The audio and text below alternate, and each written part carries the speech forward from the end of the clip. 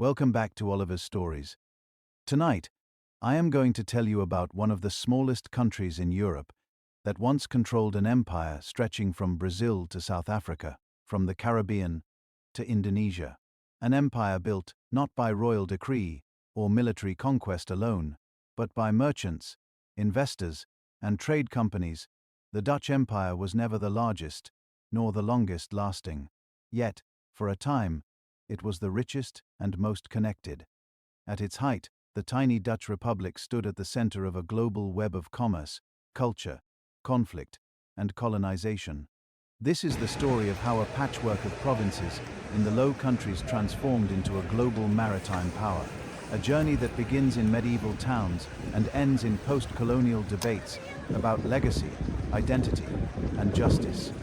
Over the next several hours, we will follow the rise, expansion, and eventual unraveling of the Dutch Empire. We will meet merchants and monarchs, enslaved people and soldiers, artists and revolutionaries, wise. We will see how trade, war, religion, and ideas shaped one of history's most influential but often overlooked empires. The story of the Dutch Empire does not begin with empire at all. It begins in muddy marshlands, scattered villages, and wind-battered towns along the North Sea. In the early medieval period, around the year 1000, the land we now call the Netherlands was a patchwork of swamps, sandbanks, forests, and flood-prone rivers. Life was difficult. Much of the land was either submerged or constantly at risk of being reclaimed by the sea. And yet, by the year 1500, this same region had become one of the wealthiest and most urbanized parts of Europe. Its people had not only tamed the landscape, but turned it into an engine of commerce. This transformation from marshlands to merchant towns would lay the foundations for a global empire in the centuries to come. In the early Middle Ages, the Low Countries were not a unified nation. Instead, they were a collection of counties, duck, highs, and bishoprics loosely connected under the umbrella of the Holy Roman Empire. There was no Netherlands as such, only regions like Flanders, Holland, Brabant, and Utrecht. These were governed by local lords, often in competition with one another, and influenced by both German and French-speaking rulers. Despite their political fragmentation, the people of the Low Countries had one advantage that few others in Europe could match: geography. Situated at the delta of major rivers like the Rhine, Meuse, and Scheldt, the region became a natural crossroads between northern and southern Europe. Goods from England, France, Germany, and the Baltic Sea passed through its ports. By the 12th and 13th centuries, coastal cities like Bruges, Ghent, and later Antwerp and Amsterdam began to flourish. They developed markets, attracted artisans, and connected with the expanding trade networks of the North Sea and the Hanseatic League. Wool from England, salt from France, fish from Scandinavia, and grain from the Baltic flowed through their harbors. One of the most important drivers of this growth was the rise of the cloth industry. Flanders in particular became famous for its high-quality woolen cloth, woven by skilled artisans in towns like Ypres and Leuven.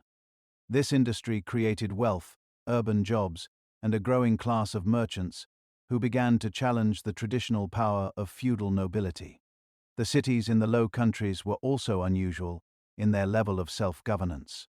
While kings and dukes ruled the countryside, many urban centers gained charters that allowed them to elect councils, raise taxes, and enforce local laws. These freedoms gave rise to a strong civic identity and a sense of autonomy that would remain deeply rooted in Dutch political culture. By the 14th century, Flanders had become one of the most densely populated and urbanized regions in Europe. Its cities were bustling with traders, bankers, and guild members. But with prosperity came conflicts. The wealth of the merchant class often clashed with the power of noble elites and foreign rulers.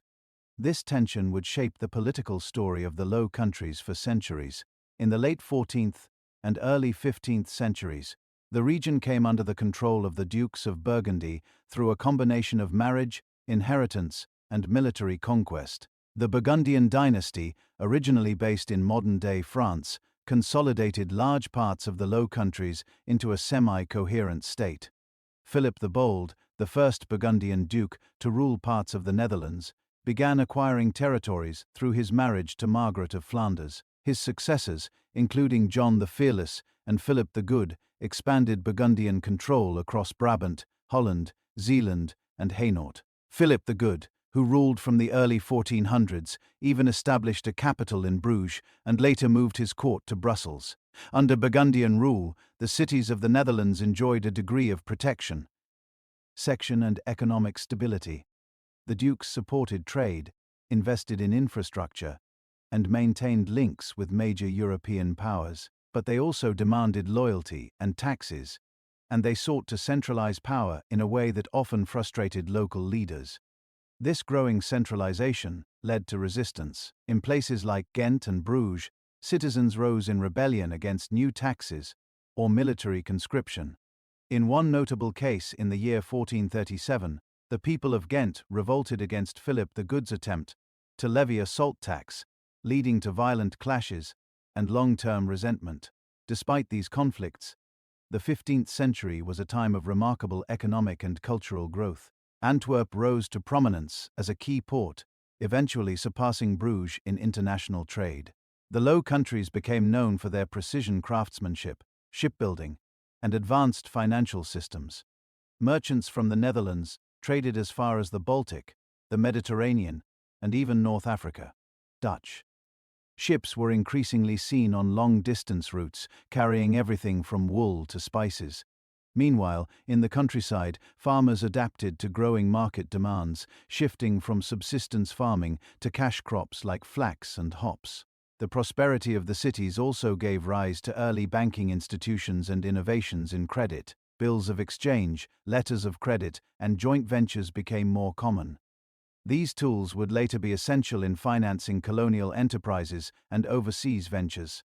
At the same time, the people of the Low Countries were becoming more literate, more connected, and more conscious of their identity. Printing presses, first introduced in the later 15th century, helped spread new ideas about trade, governance, and religion. Urban schools and universities supported learning, while artists and scholars from the Netherlands began to contribute to the broader European Renaissance. While most of Europe remained dominated by landed aristocracies, the Low countries developed a distinctive model. A society where burghers, urban citizens, held real power, where commerce shaped politics, and where practical knowledge was often valued more than noble blood. By the year 1500, the region that had once been seen as marginal and marshy had become central to Europe's economy. Its people had dug canals, built seawalls, and reclaimed land from the water. They had turned city-states into trading hubs and merchants into political actors.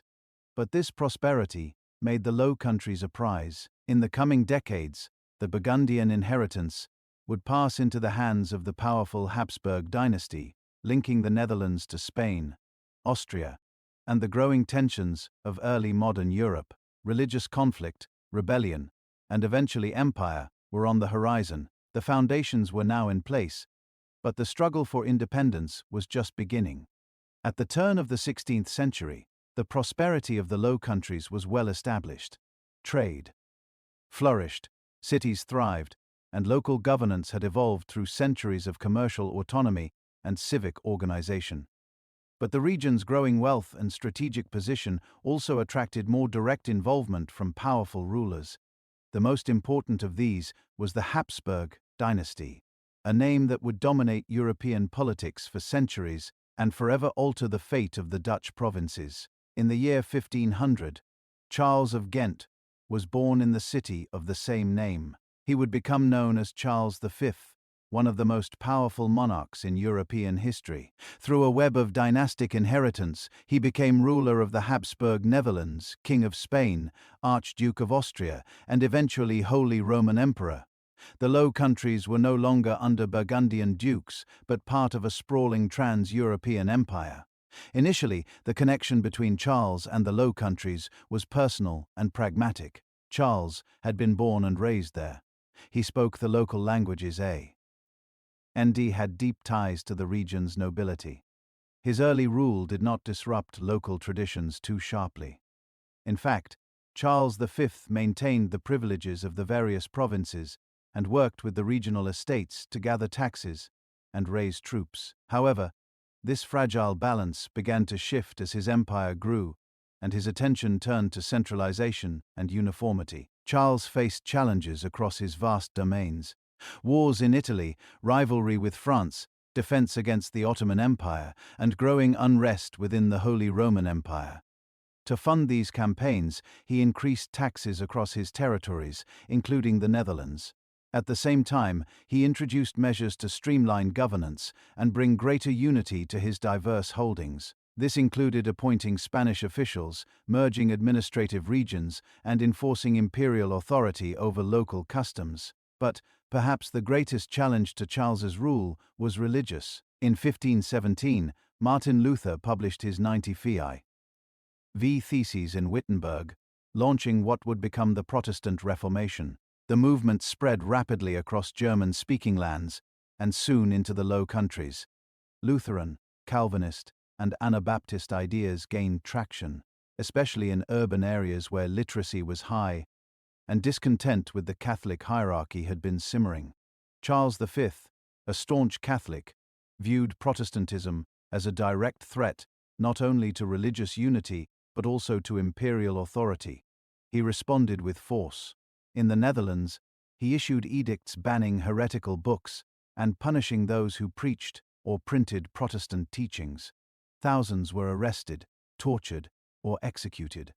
One of the most infamous examples was the execution of two Anabaptist leaders in the city of Leeuwarden in 1535, who were burned at the stake for refusing to renounce their beliefs. Despite repression, Protestantism continued to grow. The economic strength and independence of Dutch cities gave them the resilience to resist both religious persecution and royal overreach. Printing presses smuggled Bibles and pamphlets into the country. Underground churches met in secret. By the mid-16th century, Calvinism had become especially influential in cities like Antwerp, Ghent, and Leiden. Unlike the more hierarchical Lutheran tradition, Calvinism emphasized local congregational control, which resonated with Dutch traditions of civic autonomy. In 1555, Charles V abdicated, weary of war and burdened by the complexity of his empire. He divided his holdings between his brother Ferdinand and his son Philip. Philip, soon to be known as Philip II, became King of Spain and ruler of the Habsburg Netherlands. With this transfer, the Dutch provinces were now under the rule of a Spanish monarch, based in Madrid, who had little personal connection to the region and even less patience for its independent traditions. Philip II was devout, disciplined, and determined to strengthen royal control. From the outset, his policies alienated many in the Low Countries. He imposed new taxes, reinforced religious persecution, and ignored the traditional privileges of provincial assemblies. His appointment of foreign bishops and advisors deepened resentment among the local nobility, who saw their authority and influence slipping away. One of Philip's most controversial decisions was the creation of new bishoprics across the Netherlands in 1559. This reorganization of the church hierarchy was intended to strengthen Catholic discipline and counter Protestant growth. However, it also meant that more ecclesiastical power was placed in the hands of Spanish-aligned clergy, undermining local religious institutions and fueling fears of cultural domination. At the same time, Philip's Inquisition policies intensified. The number of executions for heresy rose dramatically. According to some estimates, thousands of individuals were executed in the Netherlands during this period for religious nonconformity. Public burnings became common, intended as a warning to others. But rather than suppressing dissent, these acts often provoked outrage and defiance. Opposition began to coalesce. In the early 1560s, a group of nobles and landowners formed what came to be known as the Compromise of the Nobles. They petitioned Philip to relax his religious policies and restore traditional privileges. They feared not only for their own power, but for the stability of the country as a whole. When the petition was presented to Margaret of Parma, Philip's half-sister and regent of the Netherlands, it was met with caution, but ultimately dismissed. As tensions rose, so did acts of defiance. In 1566, a wave of iconoclastic riots known as the Beeldenstorm swept through parts of the Netherlands. In city after city, Protestant crowds stormed Catholic churches, smashing statues, altars, and religious paintings. These were not coordinated uprisings, but spontaneous eruptions of long-suppressed anger, while local officials tried to restrain the violence. Others looked the other way. The Beelden storm shocked the Spanish court. To Philip II, this was not merely religious vandalism. It was rebellion. In response, he sent the Duke of Alba, one of his most trusted military commanders, to crush the unrest. Alba arrived in 1567 with a powerful army and sweeping powers. He established the Council of Troubles, quickly dubbed the Council of Blood by locals, which arrested and executed hundreds of suspected rebels and heretics. Among the most prominent victims were Lamoral, Count of Egmont, and Philip of Montmorency, Count of Horn, two noblemen who had once served the Spanish crown but were now viewed as traitors. This wave of repression only deepened resistance. Many Dutch leaders fled into exile, including William of Orange, who would soon return as a central figure in the revolt. The Low Countries, once seen as a jewel in the Habsburg crown, were now on the edge of open war. By the law. 1560s, the stage was set for full-scale rebellion. What had begun as a struggle over taxes, religious freedom, and political autonomy was becoming something much larger. A fight for independence, identity, and control over the future. By the mid-16th century, the Low Countries were teetering on the edge of open conflict. Years of political centralization, religious repression, and economic strain had eroded trust in the Spanish crown. The appointment of the Duke of Alba, with his harsh judicial policies and military presence, confirmed the worst fears of many in the provinces. What began as protest and petition now escalated into armed resistance. Over the next 2 decades, the Dutch would fight not just for reform or toleration, but for independence and the right to govern themselves. The Dutch Revolt, also known as the 80 Years' War, formally began in the year 1568, when William of Orange, also known as William the Silent, led an invasion into the Netherlands from exile in Germany. A member of the high nobility and former loyal servant of the Spanish crown, William had become one of the most important voices of opposition. He had witnessed the brutal crackdown under the Duke of Alba and had concluded that peaceful negotiation was no longer possible. William's early military campaigns were mixed. His first invasion was repelled, and much of his initial support came from mercenaries rather than regular troops. However, his actions provided a rallying point for various factions. Protestant rebels, Catholic nobles disillusioned with Spanish policies, and urban populations tired of heavy taxation and persecution. The revolt began to take on a broader shape, both religious and political, local and national. One of the key developments during this early phase was the rise of the Sea Beggars, irregular Dutch naval forces composed of exiled Calvinists, pirates, and adventurers. In April of 1572, they captured the port city of Brielle in a surprise attack. This event proved a turning point. It inspired uprisings in other cities and gave the rebellion its first territorial foothold. Soon, several provinces and cities in Holland and Zeeland declared their support for the revolt. In response, the Spanish crown sent additional troops and resources. The conflict became increasingly brutal, with sieges, massacres, and scorched earth tactics on both sides. The sack of Antwerp in 1576 by mutinous Spanish troops shocked Europe and deeply alienated even Catholic loyalists within the Netherlands. Spanish soldiers, unpaid and starving, looted the city, killing thousands and burning entire districts. Known as the Spanish Fury, this event pushed many previously neutral provinces toward cooperation with the rebels. Later that same year, representatives from 17 provinces met in the city of Ghent and signed the Pacification of Ghent. This agreement was remarkable in that it united both Catholic and Protestant provinces in a call for the withdrawal of Spanish troops, and the restoration of traditional liberties. Though the unity would not last long, the pacification symbolized a shared rejection of foreign military rule. But the path to independence was far from straightforward. Religious divisions soon re-emerged. While the northern provinces such as Holland and Zeeland embraced Calvinism, many southern provinces remained Catholic and grew uneasy with the growing influence of Protestant militias. By the early 1580s, the Spanish were able to regain control over much of the south, including Flanders and Brabant, with the help of loyalist nobles and a more pragmatic governor, Alexander Farnese, Duke of Parma. Still, the northern provinces held firm. In 1579, they formed the Union of Utrecht, a defensive alliance pledging mutual support against Spanish aggression.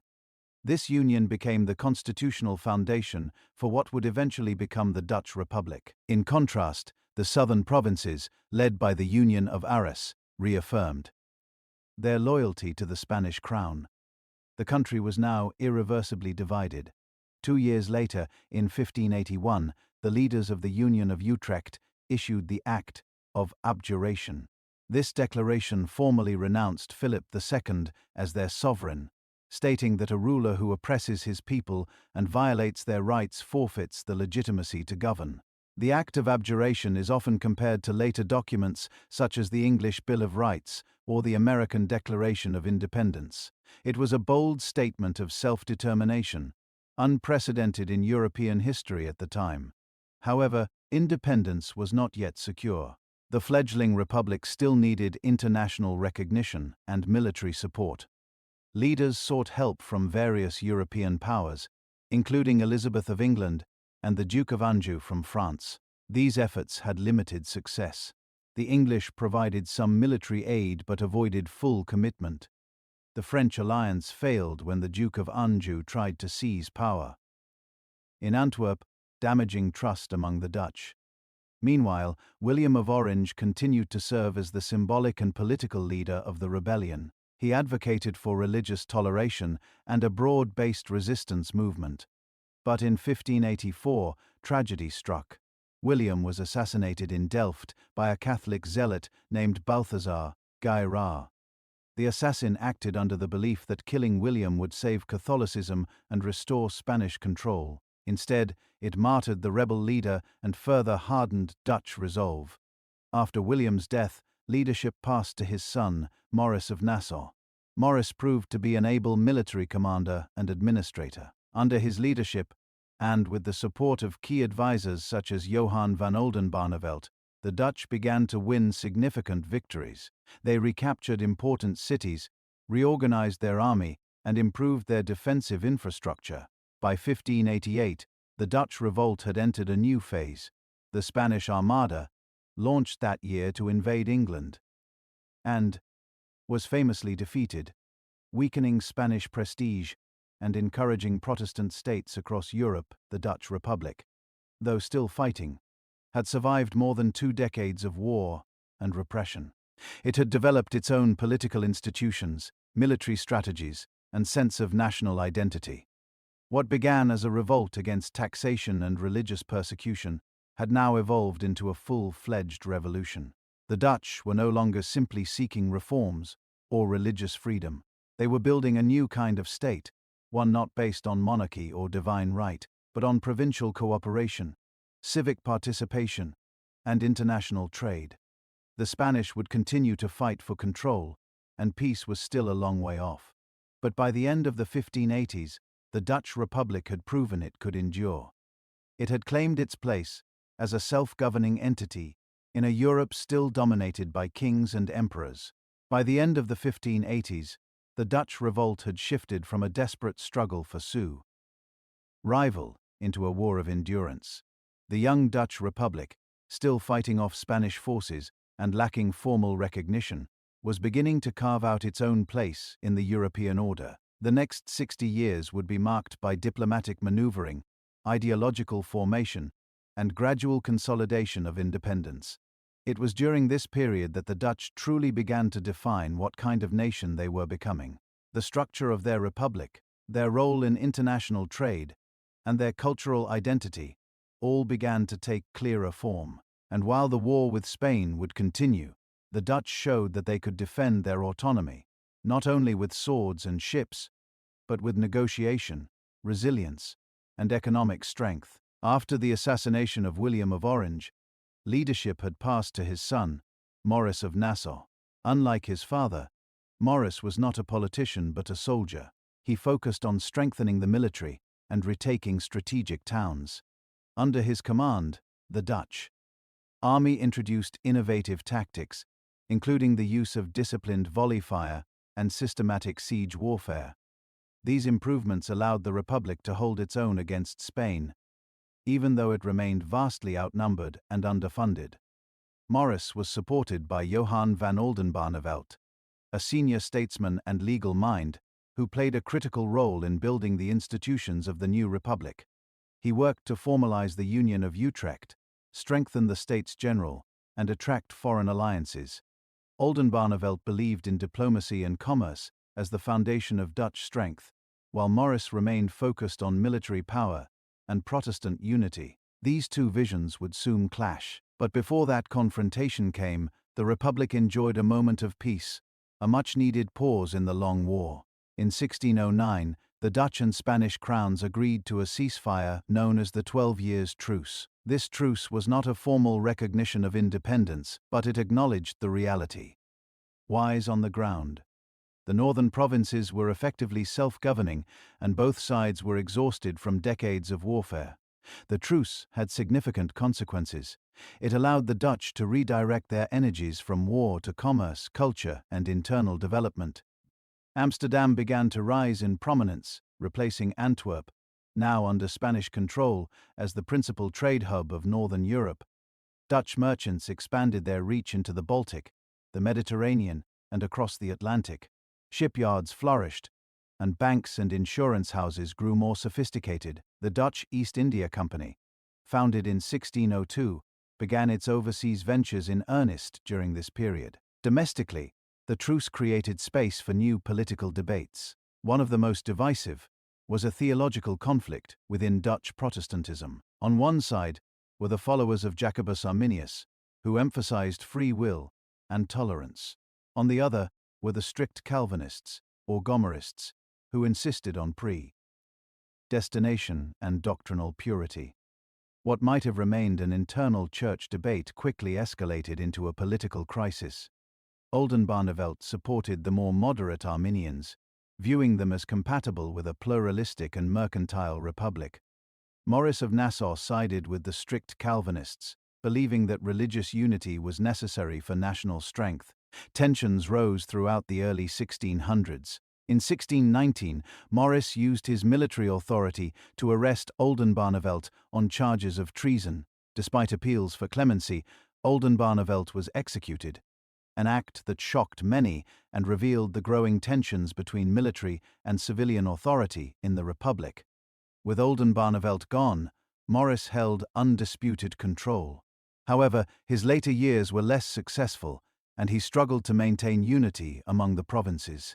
After his death in 1625, leadership passed to his younger half-brother, Frederick Henry, who proved more balanced in his approach. Frederick Henry was a killed diplomat and general, overseeing a renewed period of military success and civic development. He helped recapture key cities and continued to strengthen the Dutch position abroad. Meanwhile, in Europe more broadly, war was breaking out again. The 30 Years' War, which erupted in the Holy Roman Empire in 1618, drew in multiple European powers and reshaped the political landscape. Though the Dutch Republic was not a formal participant at first, it stood to benefit from Spain's growing distractions and weakening resources. By the late 1630s, the Dutch were ready to resume their fight for formal independence. Under the leadership of Frederick Henry and later his son William II, the Dutch army pushed deeper into Spanish-held territory. At the same time, Dutch diplomats worked closely with France and other enemies of Spain to bring the long war to a close.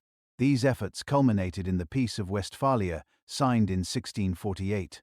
This series of treaties ended both the 30 Years' War and the 80 Years' War between Spain and the Dutch Republic. In the Westphalia Agreement, Spain formally recognized the independence of the United Provinces of the Netherlands. For the first time, the Dutch Republic stood as a sovereign state under international law.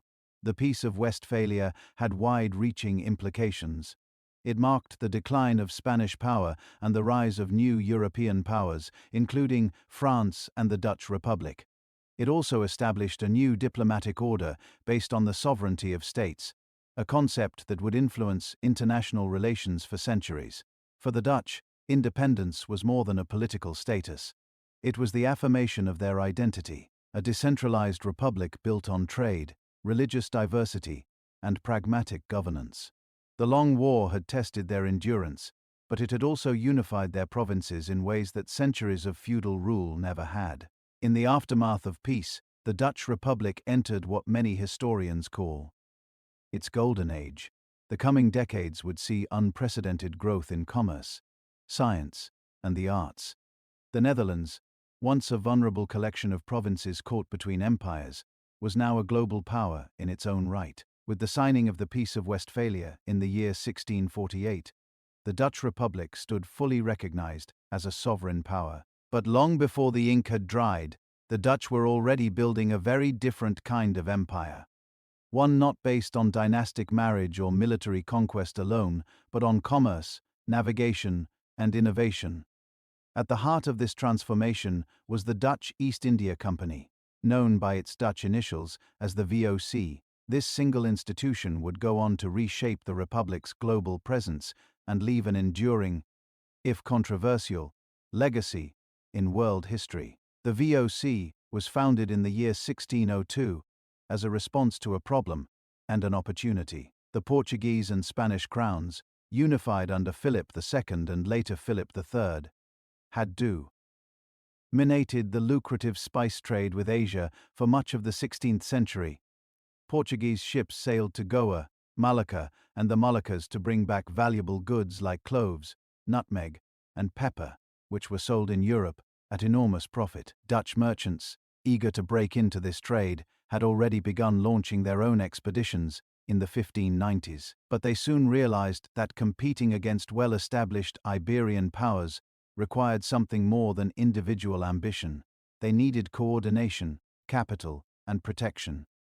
The States General of the Dutch Republic, recognizing both the strategic and economic stakes, granted a charter to create a unified company. This new organization would have exclusive rights to trade in Asia on behalf of the Republic. The VOC was not just a trading company. It was the world's first multinational corporation. It could raise capital through public share offerings, maintain its own navy, establish colonies, negotiate treaties, and even wage war. Investors from across the Dutch Republic bought shares in the company, tying the fortunes of the citizenry directly to overseas expansion. Its central board, known as the Heren 17, meaning the 17 Lords, represented chambers from various Dutch cities including Amsterdam, Rotterdam, Hoorn, Delft, and Enkhuizen.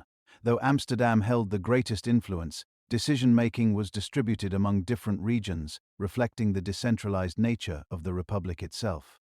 The first major VOC expedition set sail in 1603 under the command of Stephen van der Hagen.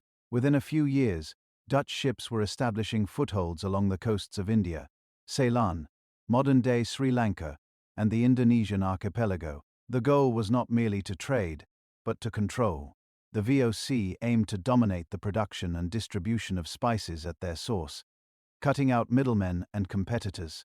The company's most significant achievement during this early period was the founding of Batavia in 1619 on the island of Java.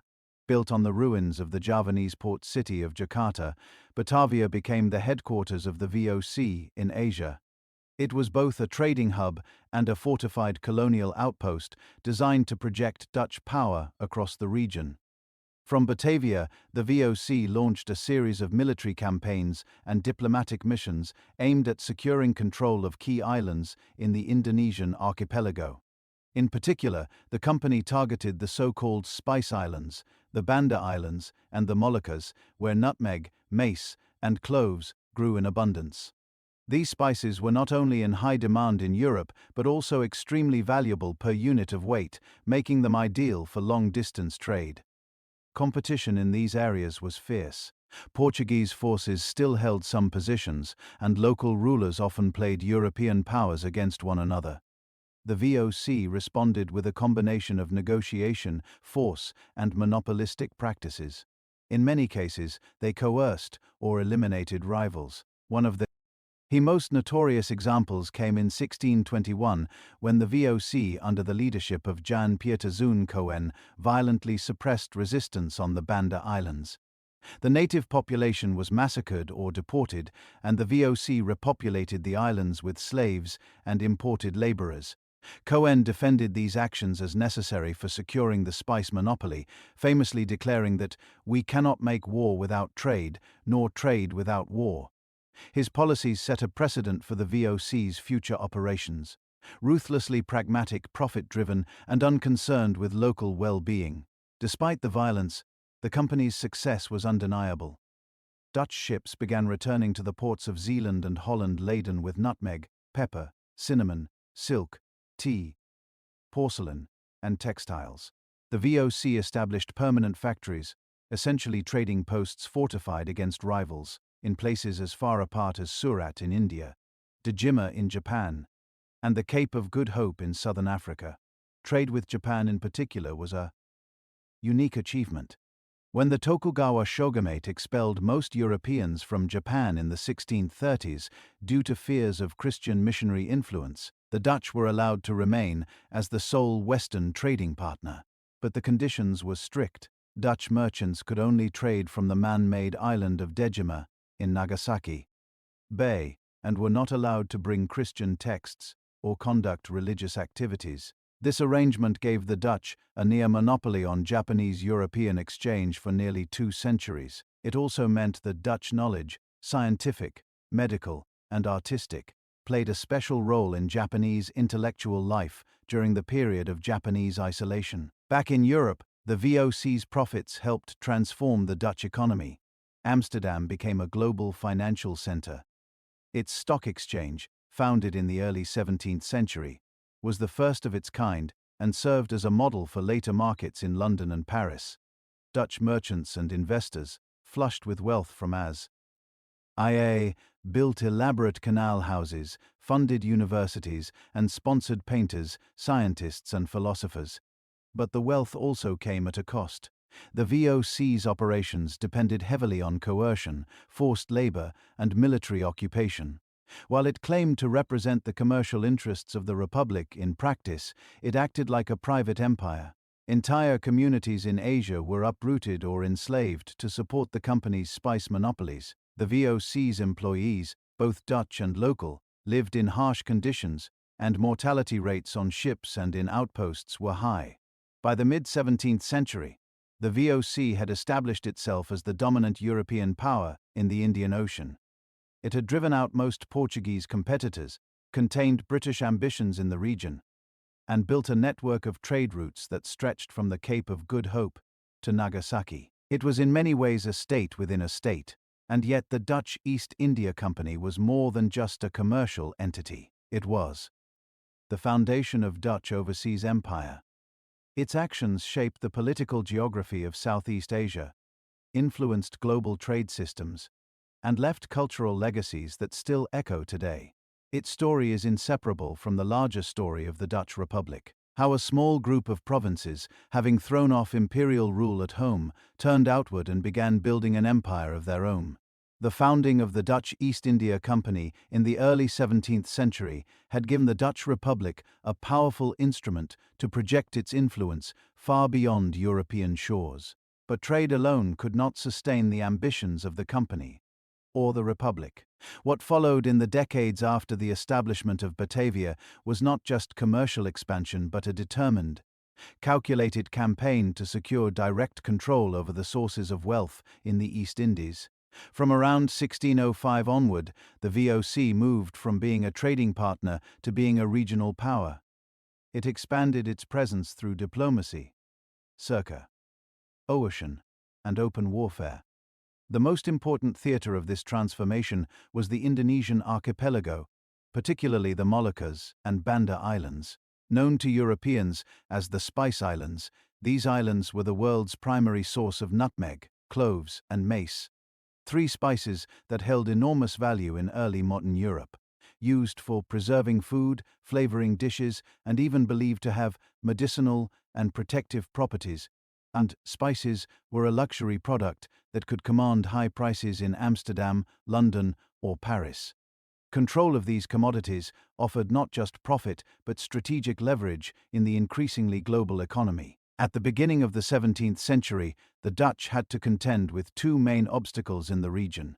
First, the Portuguese already maintained outposts in parts of the archipelago, having established a presence there in the 16th century. Second, the local sultanates and kingdoms had their own networks of trade, alliances, and resistance. Included the Sultanate of Ternate in the northern Moluccas and the rival Sultanate of Tidor, among others. The VOC's approach to overcoming these challenges combined military force with strategic diplomacy. In some cases, Dutch agents signed treaties with local rulers, promising military support in exchange for exclusive rights to the spice trade. In other instances, the company deployed its private army and naval power to force submission or to eliminate competition. One of the earliest and most dramatic examples of this strategy came with the Dutch campaign in the Banda Islands. The Bandanese had long traded nutmeg with multiple partners, including the Portuguese and later the English. They were reluctant to accept Dutch demands for an exclusive trade agreement. In response, the VOC launched a violent campaign in 1621 led by Jan Pieterszoon Coen, then Governor-General of the company. Coen's forces attacked the islands with overwhelming force. Villages were destroyed, and much of if the native population was either killed or exiled. The remaining land was handed over to Dutch planters and foreign laborers, including enslaved people brought from elsewhere. The Bandanese nutmeg groves were turned into plantations worked under strict VOC supervision. The conquest of Banda was brutal and remains one of the darkest episodes in early Dutch colonial history. But it achieved the VOC's goal. The company now had near total control over the nutmeg trade. Similar strategies were employed in the Moluccas, where Dutch forces worked to dismantle rival Portuguese and English claims and to assert dominance over native sultanates. Despite its aggressive posture, the VOC often relied on local alliances to maintain its control. In places like Amban and Ternate, Dutch officials cooperated with indigenous rulers to manage day-to-day governance and security. In return, these rulers received military support against their enemies and access to VOC goods. But these relationships were unequal. The VOC dictated prices, imposed trade restrictions, and interfered in local succession politics to ensure favorable outcomes. As the 17th century progressed, the Dutch expanded their activities well beyond the Spice Islands. Java, the most populous and politically complex island in the region, became a major focus of VOC policy. Unlike the relatively small and scattered populations of the Banda and Moluccas, Java had multiple large cities, powerful kingdoms, and a deep agricultural base. Initially, the VOC confined itself to the coastal city of Batavia, using it as a headquarters and logistical hub. But over time, conflicts with the Javanese kingdoms, especially Mataram, drew the company into deeper involvement in the island's politics. The Dutch supplied weapons and troops to rival factions, interfered in royal succession disputes, and secured territorial concessions in return. By the middle of the 17th century, the VOC had carved out a growing sphere of influence. On Java's north coast. These gains were often incremental, one port or treaty at a time, but over the decades they added up to a significant colonial footprint. Batavia grew in size and importance, its population made up of Dutch officials, Asian merchants, freed slaves, and a growing Eurasian community. Beyond Java and the Moluccas, the VOC established posts in Ceylon, Malacca, and the Malay Peninsula. In 1641, the company seized Malacca from the Portuguese, giving the Dutch control over the critical choke point between the Indian Ocean and the South China Sea. In Ceylon, Dutch forces ousted the Portuguese in alliance with the local Kingdom of Kandy, though relations between the VOC and the Kandyan kings later soured. Trade with China and Japan was another pillar of VOC strategy. In Japan, as noted earlier, the Dutch were the only Europeans allowed to trade under the Tokugawa shogunate's strict isolationist policies. Dutch merchants operated out of Dejima Island under tight regulation. Relations but benefited from exclusive access to Japanese silver, porcelain and copper. In return, the Dutch brought silk from China, spices from the Indies, and scientific knowledge from Europe. The VOC's system of global commerce was made possible by a sophisticated logistical network. Dutch ships operated on fixed circuits, sailing between Batavia, Ceylon, Bengal, and the Netherlands with regularity. Warehouses, shipyards, and forts dotted the Asian coastline, serving as nodes in this maritime web. Goods were carefully inventoried, and prices were manipulated to ensure maximum profit. This infrastructure required not only sailors and merchants, but also administrators, accountants, translators, and soldiers. The company maintained its own bureaucracy, legal code, and currency. In many areas, it effectively functioned as a state, issuing edicts, levying taxes, and enforcing contracts with its own courts and officials. Yet for all its power, the VOC was not invincible. Corruption, mismanagement, and internal disputes plagued its governance. Long supply chains and slow communication with Amsterdam meant that local decisions were often made without oversight. Company officials grew rich through private trading, known as privateering, at the expense of company profits. Complaints from shareholders grew louder as the century wore on. Moreover, the company's aggressive policies bred resistance. Revolts broke out periodically in the Moluccas, Java, and other territories. In some cases, the VOC responded with concessions, in others with brutal reprisals. The company's reliance on military force to suppress dissent became increasingly costly, both financially and morally. By the end of the 17th century, the VOC had established itself as the preeminent European power in Southeast Asia. It controlled strategic ports, monopolized the spice trade, and influenced the politics of entire regions. But the foundations of its empire were not as stable as they appeared. Beneath the surface of order lay tensions between profit and governance, between Dutch officials and local populations, and between shareholders and administrators. The conquest of the East Indies was not completed in a single campaign or even a single generation. It was a gradual, uneven process that blended trade with war, alliance with exploitation. It brought great wealth to the Dutch Republic, but left a legacy of disruption and domination across Asia. While the Dutch East India Company was expanding Dutch influence across Asia, another powerful institution was shaping Dutch ambitions in the Atlantic world. Founded in the year 1621, the Dutch West India Company, known by its Dutch initials as the WIC, was designed to mirror the structure of the VOC, but focused on the Americas and West Africa. It would become the driving force behind Dutch colonization in the Atlantic Basin, from sugar plantations in Brazil to slave forts along the Gold Coast of Africa. The Dutch Republic's interest in the Atlantic world was not simply about exploration or national prestige. It was about competition. Spain and Portugal had long dominated the seas under the terms of the Treaty of Tordesillas, dividing the non-European world between them. The Dutch, having thrown off Spanish rule, saw the Atlantic as an open arena, both economically and geopolitically. The WIC was granted a monopoly on Dutch trade and conquest in the Americas and West Africa. Like the VOC, it could raise armies, build forts, and govern territories.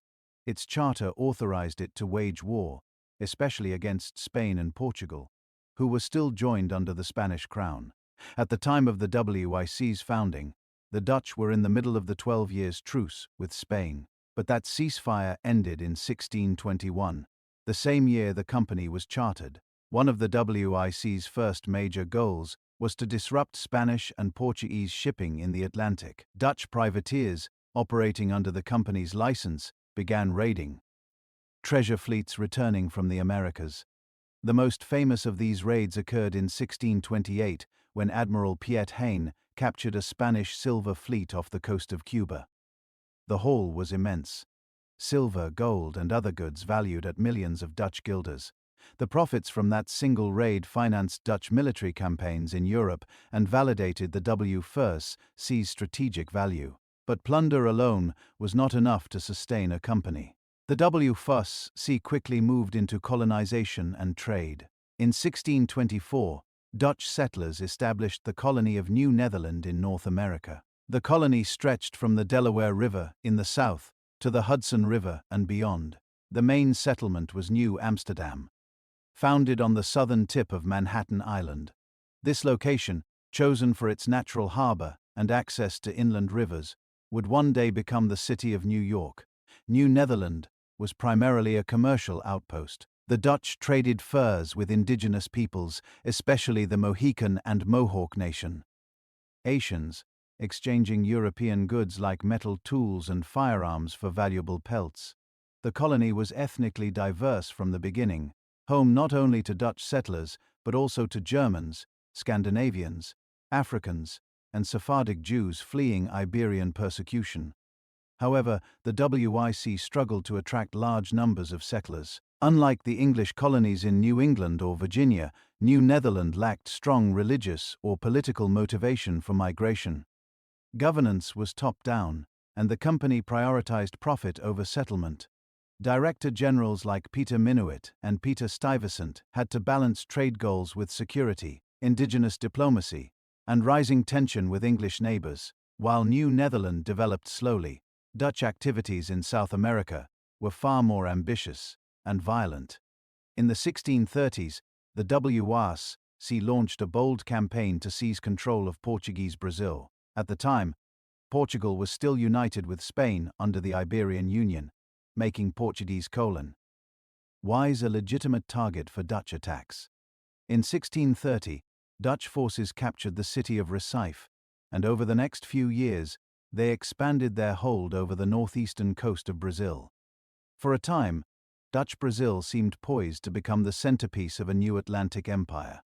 The colony was placed under the leadership of Johan Maurits of Nassau, a Dutch nobleman who governed from 1637 to 1644.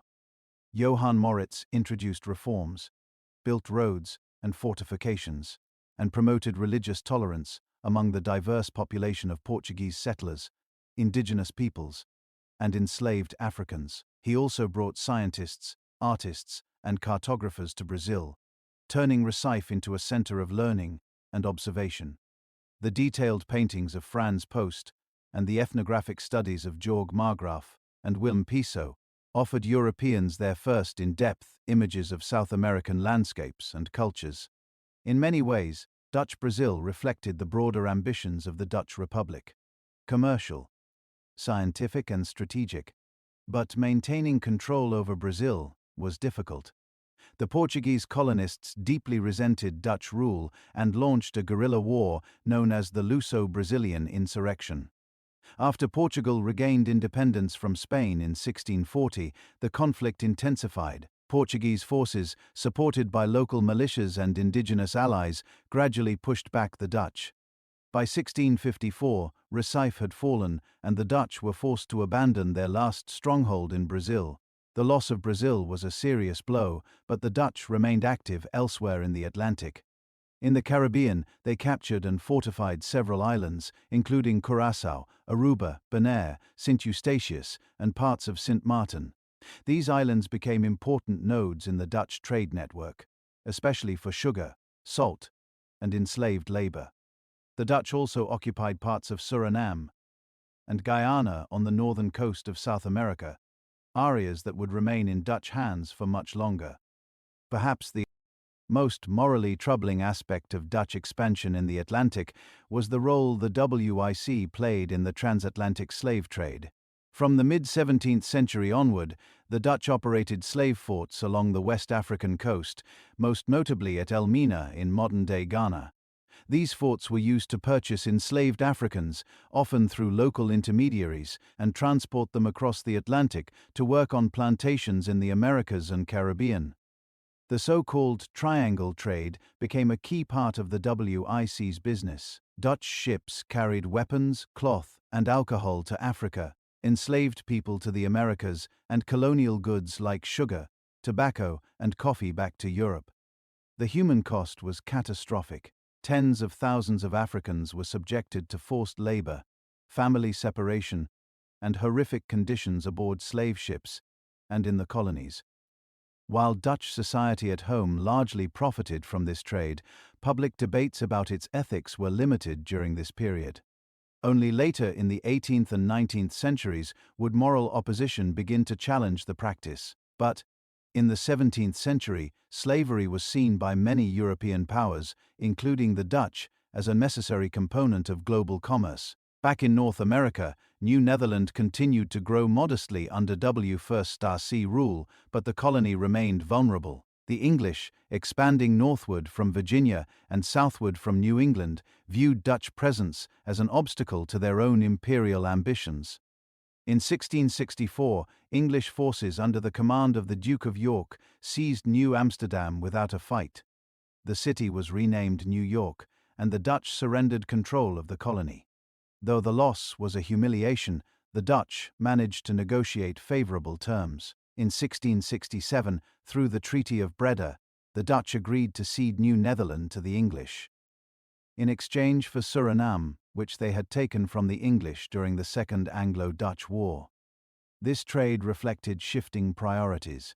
While North America held long-term promise, the Dutch valued Suriname's sugar plantations more in the short term. By the late 17th century, the Dutch Atlantic Empire had taken its mature shape. Though they had lost New Netherland and Brazil, they retained valuable possessions in the Caribbean, South America, and Africa. These territories, though smaller in scale than those of Spain or England, formed a web of commercial outposts that contributed to the Dutch Republic's prosperity. The WIC, like the VOC, had operated as both a business and a colonial authority. Its legacy, too, was mixed. It had brought new trade networks, cultural exchange, and scientific knowledge, but also slavery, dispossession, and violence. Dutch influence in the Atlantic was now firmly established, setting the stage for continued competition with other European powers. In the 17th century, the newly independent Dutch Republic entered a remarkable period of cultural, scientific, and economic flourishing that would later be known as the Dutch Golden Age.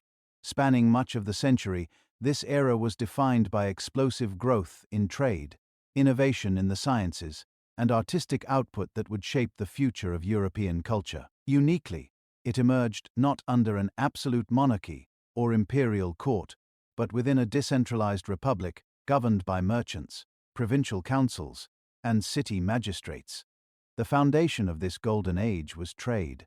The republic had become the beating heart of European commerce. Dutch ships dominated the seas, carrying goods between Europe, Asia, Africa, and the Americas. Amsterdam, in particular, rose to global prominence as a hub of finance and distribution.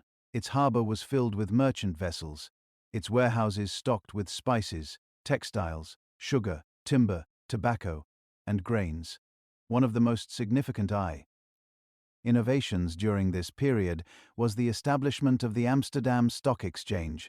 Created in the early 17th century, it allowed investors to buy and sell shares in companies like the VOC, enabling large-scale commercial enterprises to thrive. During this period, financial instruments such as futures contracts and marine insurance matured, establishing the Dutch Republic as a leader in modern finance.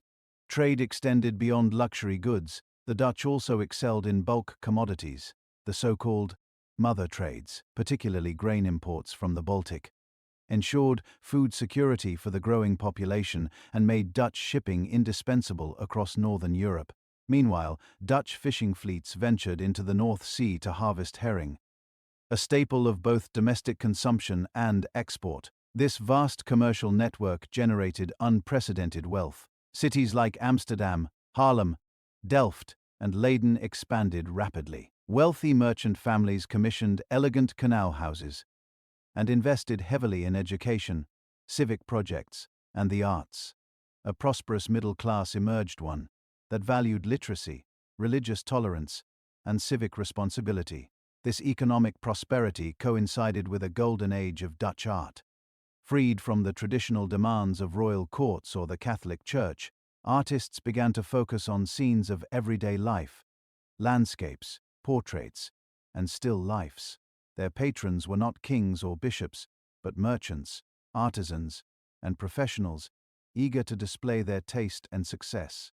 Rembrandt van Rijn became one of the most celebrated painters of this period. His mastery of light and shadow, emotional depth, and innovative compositions redefined portraiture and historical painting.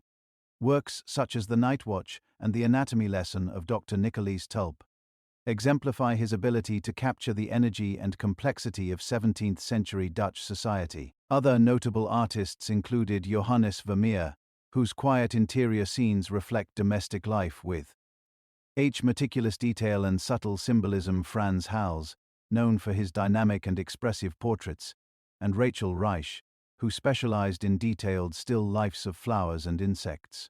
Together, these painters created a body of work that celebrated both the ordinary and the exceptional. The Dutch Golden Age also produced advances in science and technology. The Republic became a center of innovation, particularly in optics, astronomy, cartography, and biology. The close connection between maritime trade and scientific inquiry fueled this progress. Navigators needed accurate maps and instruments, and merchants demanded reliable measurements and forecasts. One of the most influential figures was Christian Huygens, a mathematician, astronomer, and physicist who developed the wave theory of light, improved telescope lenses, and invented the pendulum clock. He corresponded with scientists across Europe and was a founding member of the French Academy of Sciences. Antony van Leeuwenhoek, a self-taught lens maker, used simple but powerful microscopes to observe microorganisms, sperm cells, and bacteria for the first time. His discoveries opened an entirely new dimension of biology and earned him the title Father of Microbiology. His detailed letters to the Royal Society in London brought international attention to Dutch science. In cartography, the Dutch produced some of the most accurate and beautiful maps of the early modern period. The Blieu family of mapmakers, operating out of Amsterdam, published atlases that combined geographic precision with artistic elegance. These maps were not merely practical tools, they were also symbols of Dutch global awareness and ambition. Printing and publishing thrived as well. The Dutch Republic became a safe haven for writers, philosophers, and religious dissenters from across Europe. Free from the censorship found in many monarchies, Dutch printers published controversial works, including texts by Galileo, Descartes, and Spinoza. Baruch Spinoza, born into a Portuguese Jewish community in Amsterdam, was one of the most radical thinkers of his time. His philosophy challenged traditional notions of God, morality, and politics. Although his ideas were too controversial for mainstream acceptance during his lifetime, his writings deeply influenced Enlightenment thinkers in the following century. This intellectual climate was supported by a well-educated public. Literacy rates in the Dutch Republic were among the highest in Europe, especially in urban areas. Schools were widely available, and many households owned books, including religious texts, almanacs, and scientific treatises. Public lectures, debates, and art exhibitions were common features of civic life. Religious pluralism also distinguished the Republic. While the Dutch Reformed Church was the official religion, other faiths were tolerated to an unusual degree. Catholics, Lutherans, Jews, and Anabaptists could live and worship with relative freedom, especially if they refrained from overt public displays. This policy, driven more by pragmatism than ideology, helped attract skilled immigrants and merchants to Dutch cities. Urban design and engineering flourished as well. The Dutch perfected techniques for land reclamation, water management, and canal building. Cities were carefully planned with concentric canals, straight streets, and public squares. The expansion of Amsterdam, known as the Grachtengordel, canal belt remains a remarkable example of early modern urban planning. All of this was underpinned by a political structure that was both innovative and complex. The Dutch Republic was a confederation of 7 provinces, each with its own local government and traditions. The States General, a federal assembly, coordinated foreign policy and defense, while the position of stadholder, often held by members of the House of Orange, offered a kind of unifying military leadership. Tensions remained, particularly between Republican-minded gents in cities like Amsterdam and the Orange supporters of a stronger central executive. These internal divisions would periodically surface, especially during times of war or crisis. But for much of the Golden Age, the balance held, allowing the Republic to function effectively. By the 1660s, however, cracks were beginning to appear. England had emerged as a major rival on the seas. The two nations clashed in a series of naval conflicts known as the Anglo-Dutch Wars, disrupting trade and threatening Dutch supremacy. The Republic's decentralized political system also began to struggle with the growing demands of empire and defense. Yet even amid these challenges, the legacy of the Dutch Golden Age was secure. In just a few generations, the Dutch had transformed their small republic into a global leader in commerce, culture, and knowledge. Their ships sailed to every continent, their books were read across Europe, and their paintings would become some of the most admired in world history. Ori. This moment of extraordinary achievement had been made possible by the unique combination of independence, innovation, and internationalism that defined the Dutch spirit. But as the Republic turned outward with greater ambition, it would soon be tested by war, especially with its rising maritime rival, England. As the Dutch Republic reached the height of its golden age, its growing influence on the global stage began to draw the attention and eventually the hostility of rival powers. Chief among these was England. Both nations had risen to prominence through trade, maritime strength, and expansive overseas ambitions, but their commercial interests increasingly overlapped, setting the stage for a series of bitter conflicts known as the Anglo-Dutch Wars. These wars were not driven by ideology or religion. Instead, they were rooted in economic rivalry, fought over control of sea lanes, colonial outposts, and trading rights. Between the middle of the 17th century and the early 18th century, Enturi, the Dutch and English engaged in 3 major naval wars that tested the limits of their maritime power and reshaped the balance of empire in the Atlantic and beyond.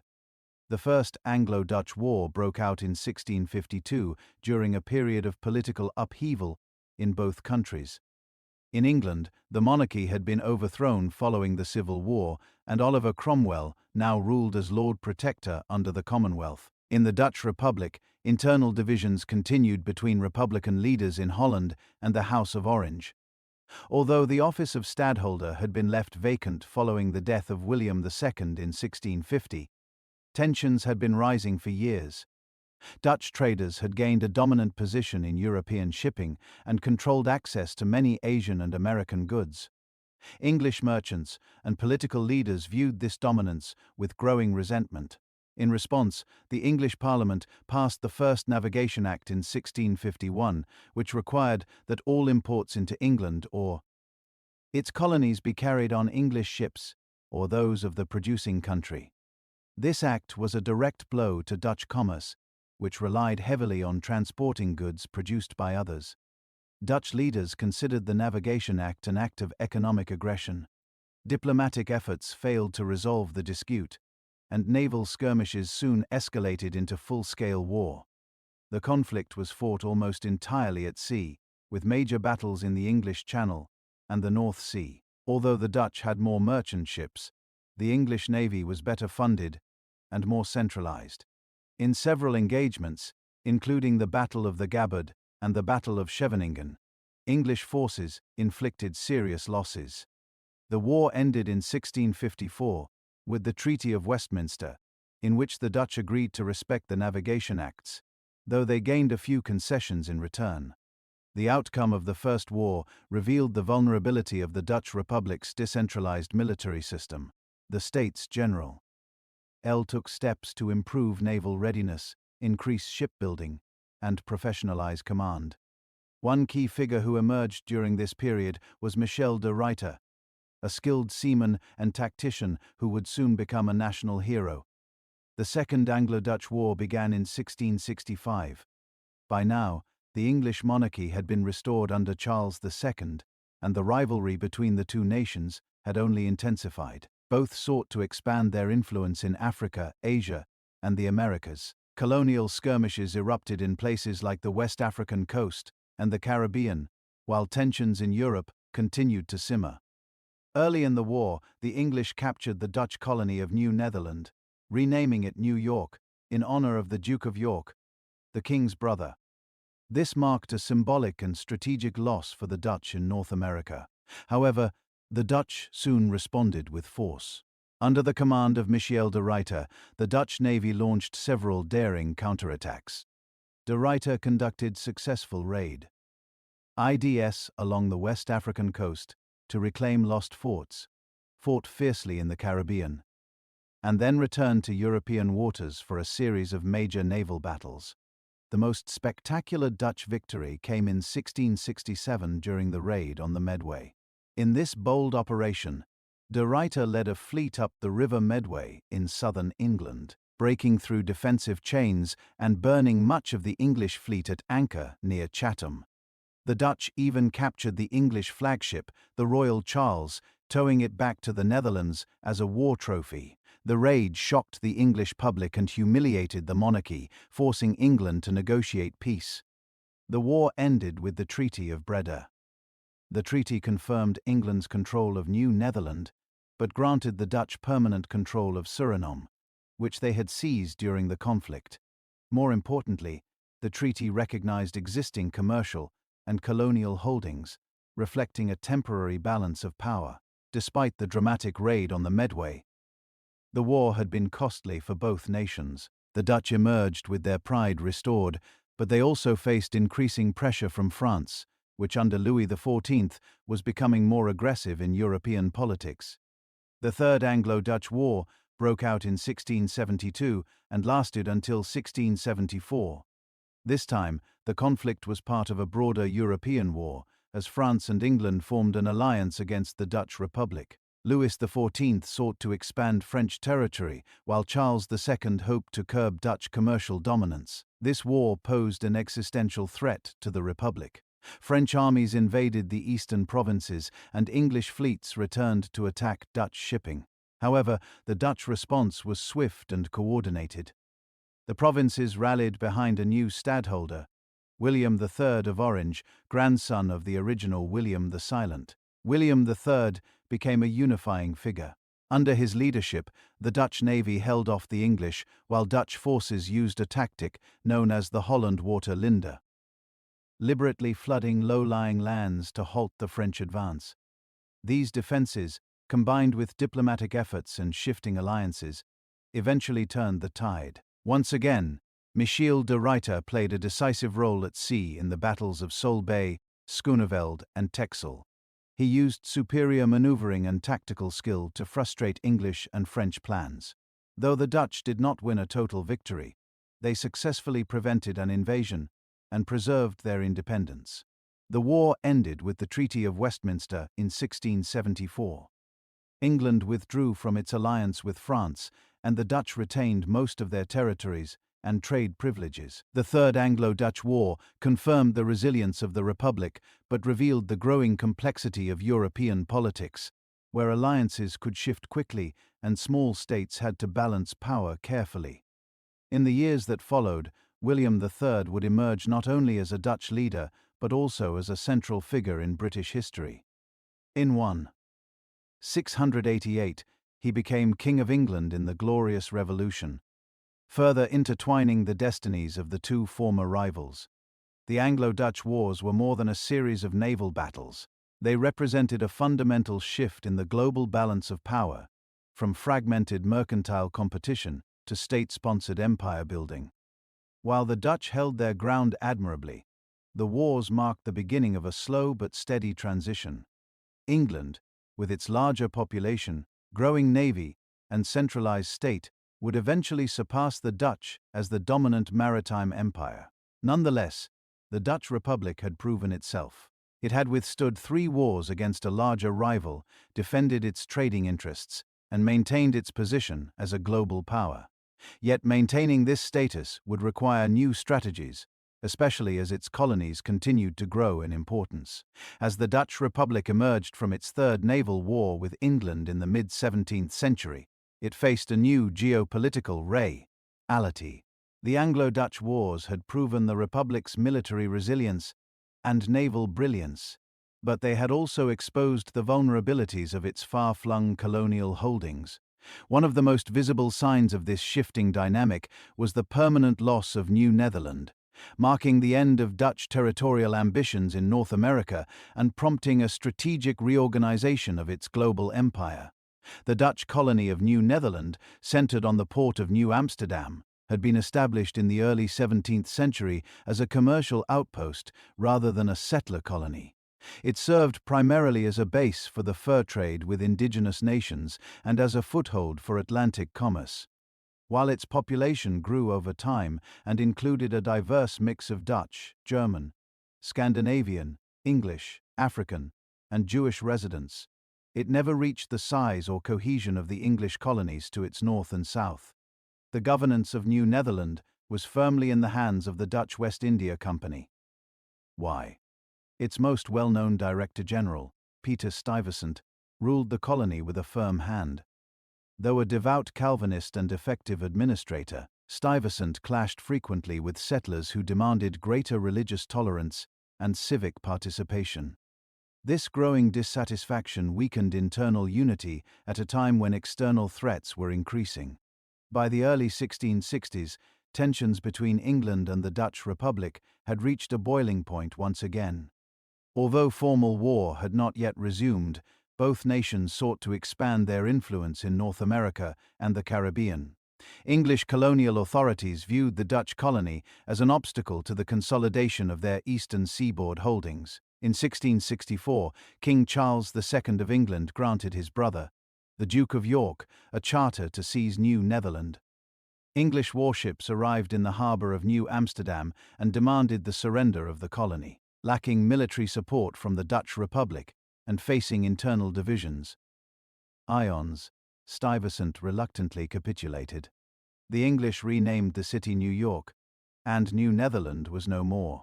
While the loss was a psychological blow to Dutch pride, it did not spell the end of Dutch power in the Atlantic. In fact, during the Second Anglo-Dutch War, the Dutch retaliated by capturing the English colony of Suriname in South America. At the conclusion of hostilities, the Treaty of Breda in 1667 formalized the situation. The Dutch retained Suriname, while the English kept New Netherland. This trade-off reflected deeper strategic calculations. While North America offered long-term settlement potential, Suriname provided immediate economic value through its profitable sugar plantations. The Dutch Republic, focused on commerce rather than territorial expansion, opted to prioritize resource-rich colonies that could be worked through plantation labor. Suriname soon became the centerpiece of Dutch interests in the Guianas. Under Dutch administration, the colony's plantation economy expanded rapidly, producing sugar, coffee, and cocoa for European markets. This growth, however, came at a steep human cost. The colony became deeply dependent on enslaved African labor, with thousands of people transported across the Atlantic and forced to work under brutal conditions. Dutch Caribbean holdings also gained importance in this period. Islands such as Curaçao, Aruba, Bonaire, and Saint Eustatius became vital hubs for trade, logistics, and slavery. Curaçao in particular emerged as a major center for the transatlantic slave trade, acting as both a distribution point and a commercial gateway for Spanish-American markets. Saint Eustatius earned the nickname, the Golden Rock, due to its role as a free port. Goods flowed in and out with little regulation, and the island became a bustling entrepot for merchants of all nationalities. During times of war, it often served as a covert supplier to belligerents, maintaining Dutch neutrality while profiting from conflict. Meanwhile, in Africa, the Dutch West India Company strengthened its grip on key ports along the Gold Coast, present-day Ghana. Forts like Elmina and Fort Amsterdam served as key points in the slave trade, connecting European goods to African intermediaries who supplied enslaved individuals in exchange. These enslaved people were then transported to plantations in Suriname, the Caribbean, and occasionally to Dutch colonies in the Indian Ocean. Though these outposts were scattered, they functioned as an integrated system. Goods, people, and capital moved in a triangular pattern. Manufactured goods from Europe to Africa, enslaved Africans to the Americas, and raw materials like sugar, coffee, and indigo back to Europe. The Dutch Republic's economy, particularly its shipping and insurance sectors, reaped immense profits from this flow. The reshuffling of colonial priorities also led to structural changes in the Dutch West India Company itself. Unlike the VOC, which continued to thrive in Asia during the 17th century, the WIC faced ongoing financial instability. Its dependence on war, piracy, and slave trading made it vulnerable to both peace treaties and shifting moral attitudes. By the late 60s, the WIC was burdened with debt and declining influence. A new iteration of the company, often referred to as the Second WIC, was chartered in 1674, but it never achieved the scale or profitability of its predecessor. The VOC, with its spice monopolies and deeper roots in Asia, remained the stronger institution for now. Domestically, Dutch society began to adjust to the loss of New Netherland and the rise of plantation wealth from the Americas. While public attention still focused on European wars and Asian commerce, the Atlantic colonies played a growing role in shaping economic life and political debate.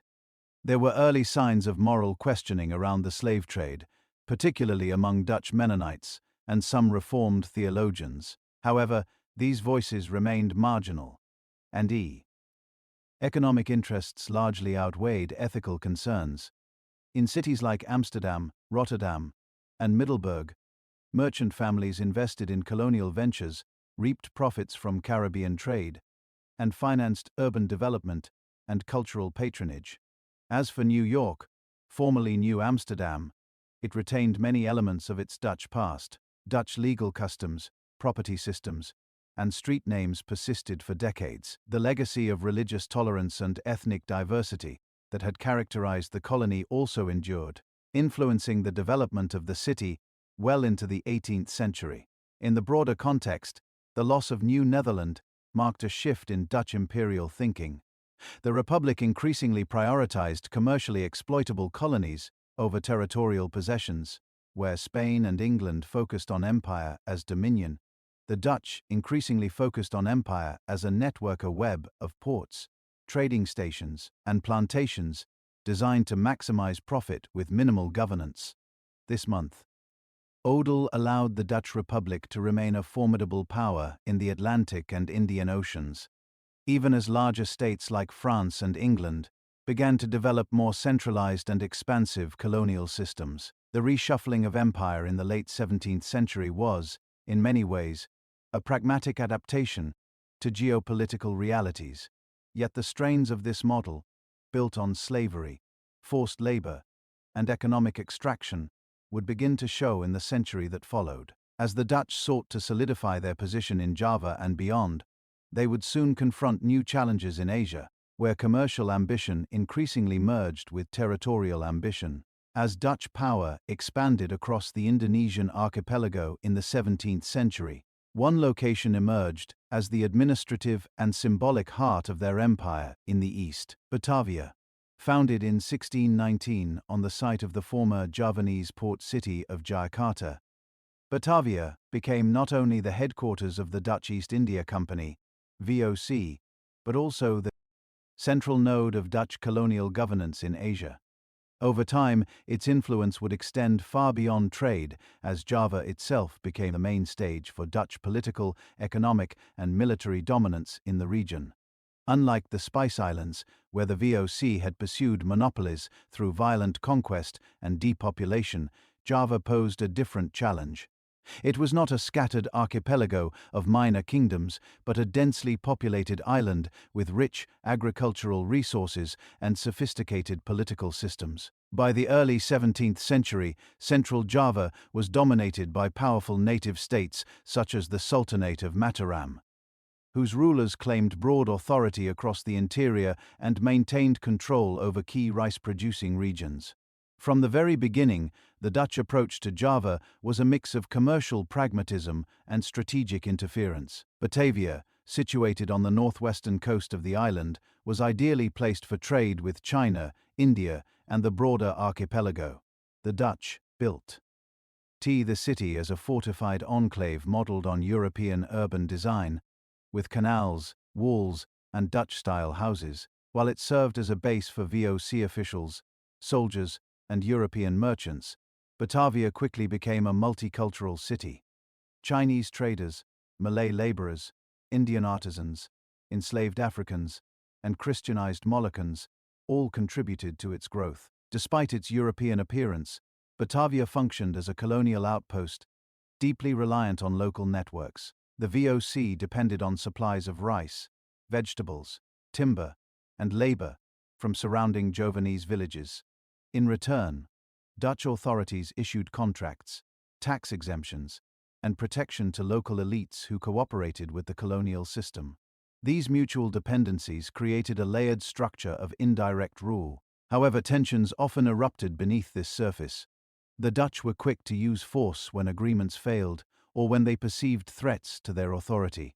One of the most significant examples came in 1641, when the VOC intervened in a succession crisis within the Sultanate of Banten, a rival trading port west of Batavia. The Dutch backed a claimant favorable to their interests, and in return gained key trade privileges and security guarantees. These interventions in local politics became increasingly common. Throughout the 17th century, the VOC pursued a strategy of containment and alliance toward the central Javanese kingdom of Mataram. While the company preferred to avoid outright war with the powerful Sultanate, it sought to limit its access to the coast and prevent any rival from threatening Batavia. The VOC supported coastal lords and rival claimants, supplied arms to rebellious factions, and restricted trade routes through fortifications and patrols. This strategy came to a head in the late 17th and early 18th centuries during the Trunajaya Rebellion, which erupted in 1674. A nobleman named Trunajaya, from the eastern part of Java, led a massive uprising against the Sultan of Mataram, circa, capturing key cities and threatening to topple the kingdom entirely. The VOC, fearing the collapse of its indirect partner, intervened militarily. Dutch troops helped restore the Sultan to power, but only in exchange for greater territorial and political concessions. This pattern supporting local rulers in exchange for influence was repeated again and again. Over the following decades, Dutch forces became deeply entangled in Javanese court politics, succession disputes, and civil wars. These interventions transformed the VOC from a trading company into a de facto colonial power. The company established garrisons across Java, collected tribute, and mediated royal successions. The shift from commerce to control was not entirely planned, nor was it smooth. The costs of military campaigns, fort construction, and administrative bureaucracy steadily increased. Company records from this period reflect growing concerns over corruption, inefficiency, and debt. Many VOC officials enriched them lives through private trade, illicit taxes, and bribes. Meanwhile, indigenous communities bore the burden of conscription, forced labor, and rising food prices. By the early 18th century, Java had become the most intensively governed part of the Dutch Asian Empire. Unlike other parts of the VOC network such as Ceylon, the Cape, or the Japanese trading post at Dejima-Java, demanded constant attention and intervention. It was no longer just a supplier of goods or a waypoint in long-distance trade. It was the territorial heart of the empire. One of the most tragic episodes of Dutch colonial rule in this period was the Batavia Massacre of 1740. Relations between the Dutch authorities and the city's large Chinese population had deteriorated due to rising taxes, social restrictions, and fears of rebellion. Rumors of an imminent uprising led the VOC to launch a brutal crackdown. Over the course of several days, thousands of Chinese residents were killed by soldiers and local militias. Survivors were expelled or relocated, and their neighborhoods were burned to the ground. The massacre was not only a humanitarian catastrophe, but also a signal of how volatile Dutch colonial rule had become. Despite the outward image of order and commerce, the VOC's presence in Java was built on fragile alliances and frequent violence. The company's reliance on divide-and-rule strategies ensured short-term stability, but created long-term resentment. Amid this instability, Dutch officials continued to present their activities as civilizing and orderly. They built schools, churches, and hospitals for European settlers and Christianized locals. They introduced Dutch legal codes, albeit selectively, but these institutions were primarily designed to serve the interests of the VOC and its allies. Most Javanese remained excluded from meaningful participation in governance or economic planning. Culturally, the VOC period in Java produced a hybrid society. The Dutch language mixed with Malay and Javanese. Families of mixed descent, often children of Dutch officials, and local women formed a distinct Eurasian class known as Indo-Europeans. These communities often served as intermediaries in trade, administration, and diplomacy.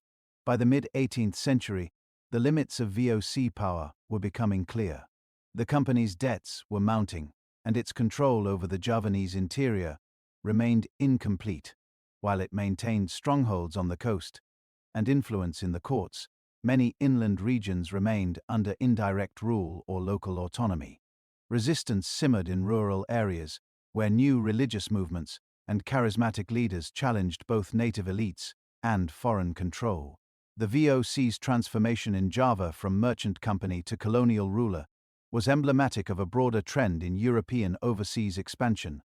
Commerce had led to conquest, and governance had become inseparable from profit. The very structure of the Dutch Empire was being reshaped by the realities of empire building on the ground. In the decades to come, these challenges would intensify. The VOC's grip on Java would tighten further, even as the company itself fell into decline.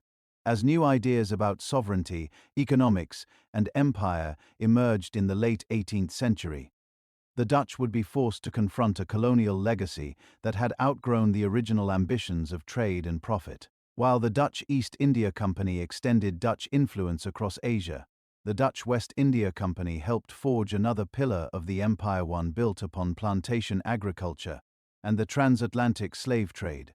From the Caribbean to northern South America and the coast of West Africa, the Dutch Republic's Atlantic Empire increasingly depended on a system of forced labor that supplied European markets with sugar, coffee, cacao, and other profitable commodities. The origins of Dutch involvement in slavery date back to the early 17th century, when the Dutch West India Company began challenging Portuguese and Spanish company of Atlantic trade routes. Dutch ships captured forts along the West African coast, gained territory in the Caribbean and South America, and entered the human trafficking networks that had been developed by Iberian powers decades earlier. By the mid-17th century, the Dutch had established a number of critical nodes in the Atlantic slave trade.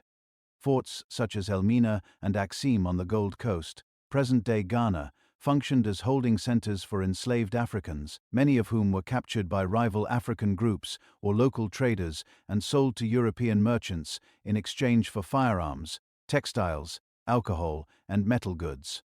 These individuals were then forced onto ships and transported across the Atlantic to Dutch-controlled plantations in the Americas and Caribbean. Suriname, acquired from the English in the mid-17th century, quickly became a centerpiece of the Dutch plantation economy. Its hot, humid climate was ideal for growing sugarcane, which was in high demand throughout Europe. Sunday. Ga required intensive labor, and enslaved Africans were brought to Suriname in large numbers to clear fields, dig irrigation canals, and work the mills. Mortality rates were staggering due to overwork, disease, and brutal punishment. The plantation owners in Suriname, often absentee investors based in the Netherlands, maintained strict control over their workforce through a brutal regime of surveillance, violence, and dehumanization. Enslaved people lived in crowded quarters, received minimal food and medical care, and were subjected to severe punishments for resistance or escape.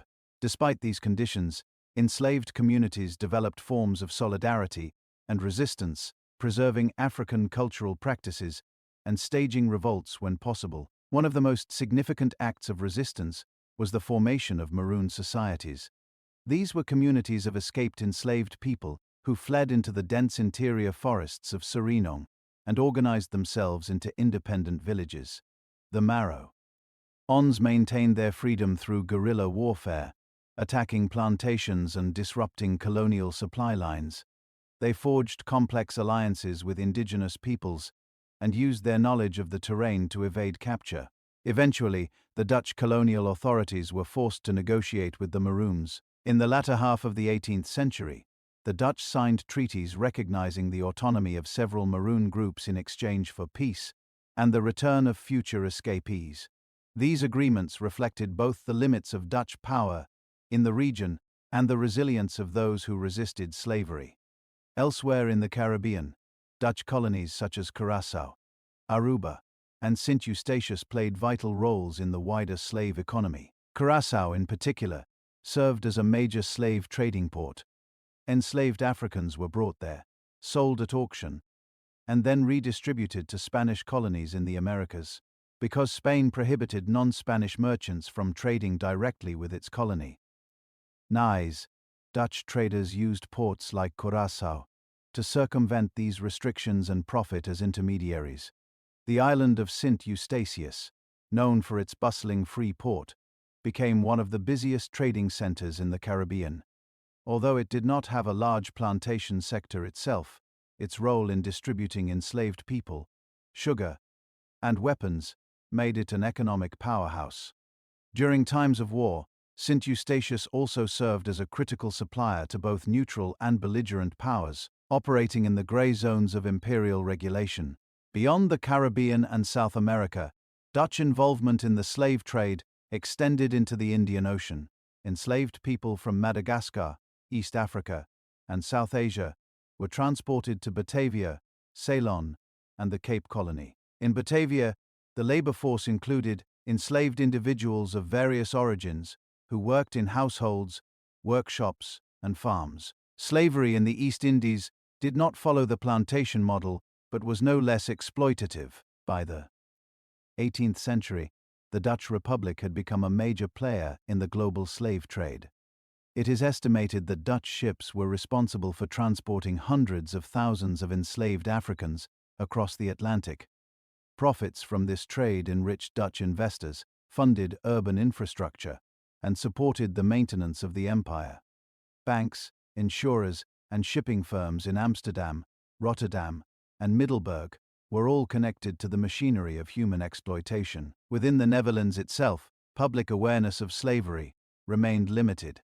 While some religious groups, particularly Mennonites and Quakers, criticized the practice on moral grounds, mainstream opinion largely accepted it as a necessary part of overseas commerce.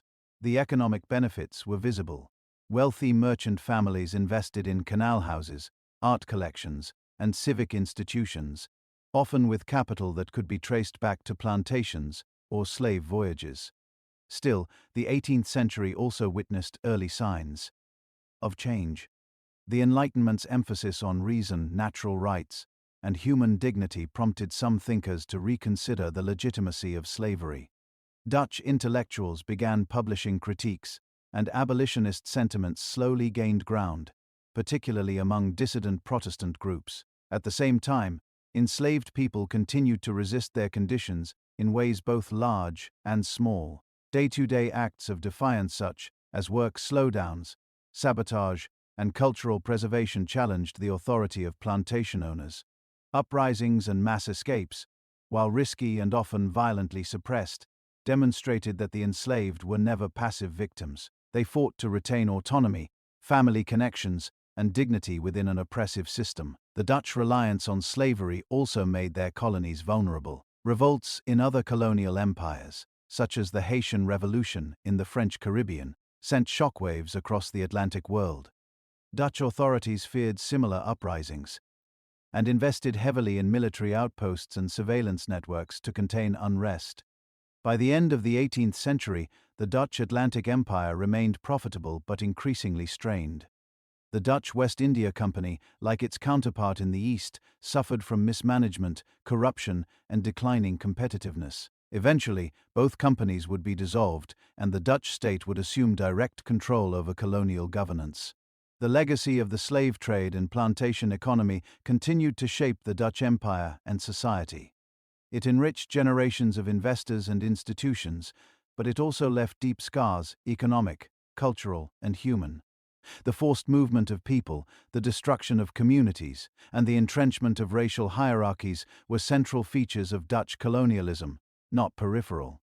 In recent years, this legacy has become the subject of public reckoning and historical inquiry. Monuments, archives, and museum exhibits in the Netherlands now seek to confront the country's role in slavery, while descendants of enslaved peoples continue to call for recognition and justice.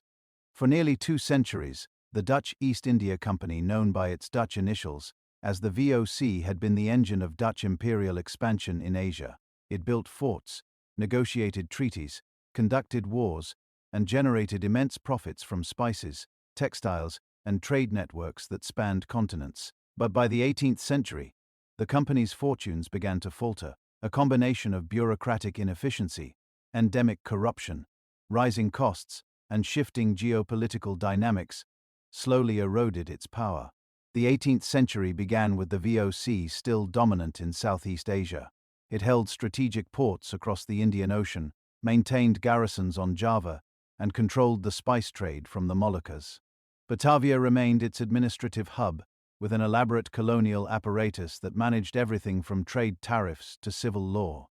Yet behind this outward display of stability, the company's foundation was already weakening. The first and most fundamental problem was financial. Unlike the rapid profits of earlier decades, the company now found itself burdened with high operating costs. Its far-flung network of ships, forts, and soldiers required enormous sums to maintain. Salaries, pensions, and payments to local allies consumed increasing portions of the company's income. Additionally, its once lucrative spice monopolies had lost much of their profitability. Global markets had changed. Other European powers had entered the trade, and the demand for cloves and nutmeg had diminished compared to previous centuries. At the same time, the VOC's internal structure became a liability. The company was governed by a central board called the Heren 17 Gentlemen, composed of representatives from several Dutch cities. This board often struggled to make swift decisions or implement reforms across such a vast territory. Power was also dispersed among regional chambers, each of which had its own interests and patrons. Local officials in Asia often acted independently, forming private trade agreements, diverting funds, or using company resources for personal gain. Corruption was rampant. VOC officials stationed in distant posts had wide discretionary power and limited oversight. Many enriched themselves through side deals with local merchants, unauthorized trade, or exploitation of local populations. Investigations and reforms were sporadic and largely ineffective. The company's own records reflect growing concern among directors in Amsterdam about declining revenues and the apparent inability to control their agents abroad. Meanwhile, geopolitical developments placed further strain on the VOC. The 18th century saw the rise of British power in India, especially after the Battle of Plassey and the establishment of the British East India Company as a territorial ruler. The French also remained active competitors, particularly in the Indian Ocean and Southeast Asia. Dutch outposts, once key to controlling trade routes, became increasingly vulnerable. Compounding these external threats were shifts within Asia itself. In Java, the VOC had long maintained its influence by intervening in local dynastic disputes and supporting cooperative sultans. But these strategies required continual military campaigns and financial subsidies. Rebellions, palace intrigues, and shifting alliances forced the Dutch to become more directly involved in governance. As a result, the company found itself drawn deeper into administrative responsibilities it was not designed to handle. A particularly illustrative example was the series of conflicts in the interior of Java during the mid-18th century. After the Trunajaya Rebellion, the VOC continued to insert itself into Javanese court politics, eventually partitioning the royal family into rival courts. This arrangement created a patchwork of client states, each dependent on Dutch protectio, but also prone to instability. Maintaining this fragile balance drained company resources and further complicated governance. Beyond Java, the VOC struggled to hold on to its remaining outposts. In Sri Lanka, the Dutch clashed with the Kingdom of Kandy, which resisted European control of the interior. On the Malabar coast, and in the Coromandel region of India, Dutch influence waned as British forces expanded. Even in places like Malacca and Makassar, Dutch garrisons faced logistical difficulties and local resistance. All the while, the VOC's performance in its core mission commerce continued to deteriorate. Its ships, once sleek and swift, were now outpaced by British and French vessels. Its factories produced declining returns. Shareholders in the Netherlands, who had once enjoyed generous dividends, grew frustrated with the company's losses and erratic financial reports. In response to the crisis, the Dutch government began to take a more active role. Over the course of the 18th century, the line between private and public colonial authority blurred. The States General, increasingly aware that the VOC's collapse could damage national prestige and economic stability, began to intervene more frequently in company affairs. Military support, tax adjustments, and personnel appointments were all influenced by government officials in The Hague. The final blow came in the last 2 decades of the century. The French Revolutionary Wars, which erupted in Europe in the 1790s, disrupted maritime commerce and plunged the Dutch Republic into political turmoil. The French invaded the Netherlands in 1795, establishing the Batavian Republic, a client state aligned with French revolutionary ideals. Under the new regime, the Dutch government seized full control of overseas colonies and dissolved the VOC in 1799. With its charter revoked, the once mighty company came to an end. Its assets, liabilities, and territories were transferred to the Dutch state, marking the beginning of a new phase in the history of the empire. The age of private corporate empire had passed. In its place rose a colonial system managed directly by the state. The consequences of this transition were profound. Dutch colonialism became more centralized, bureaucratic, and overtly political.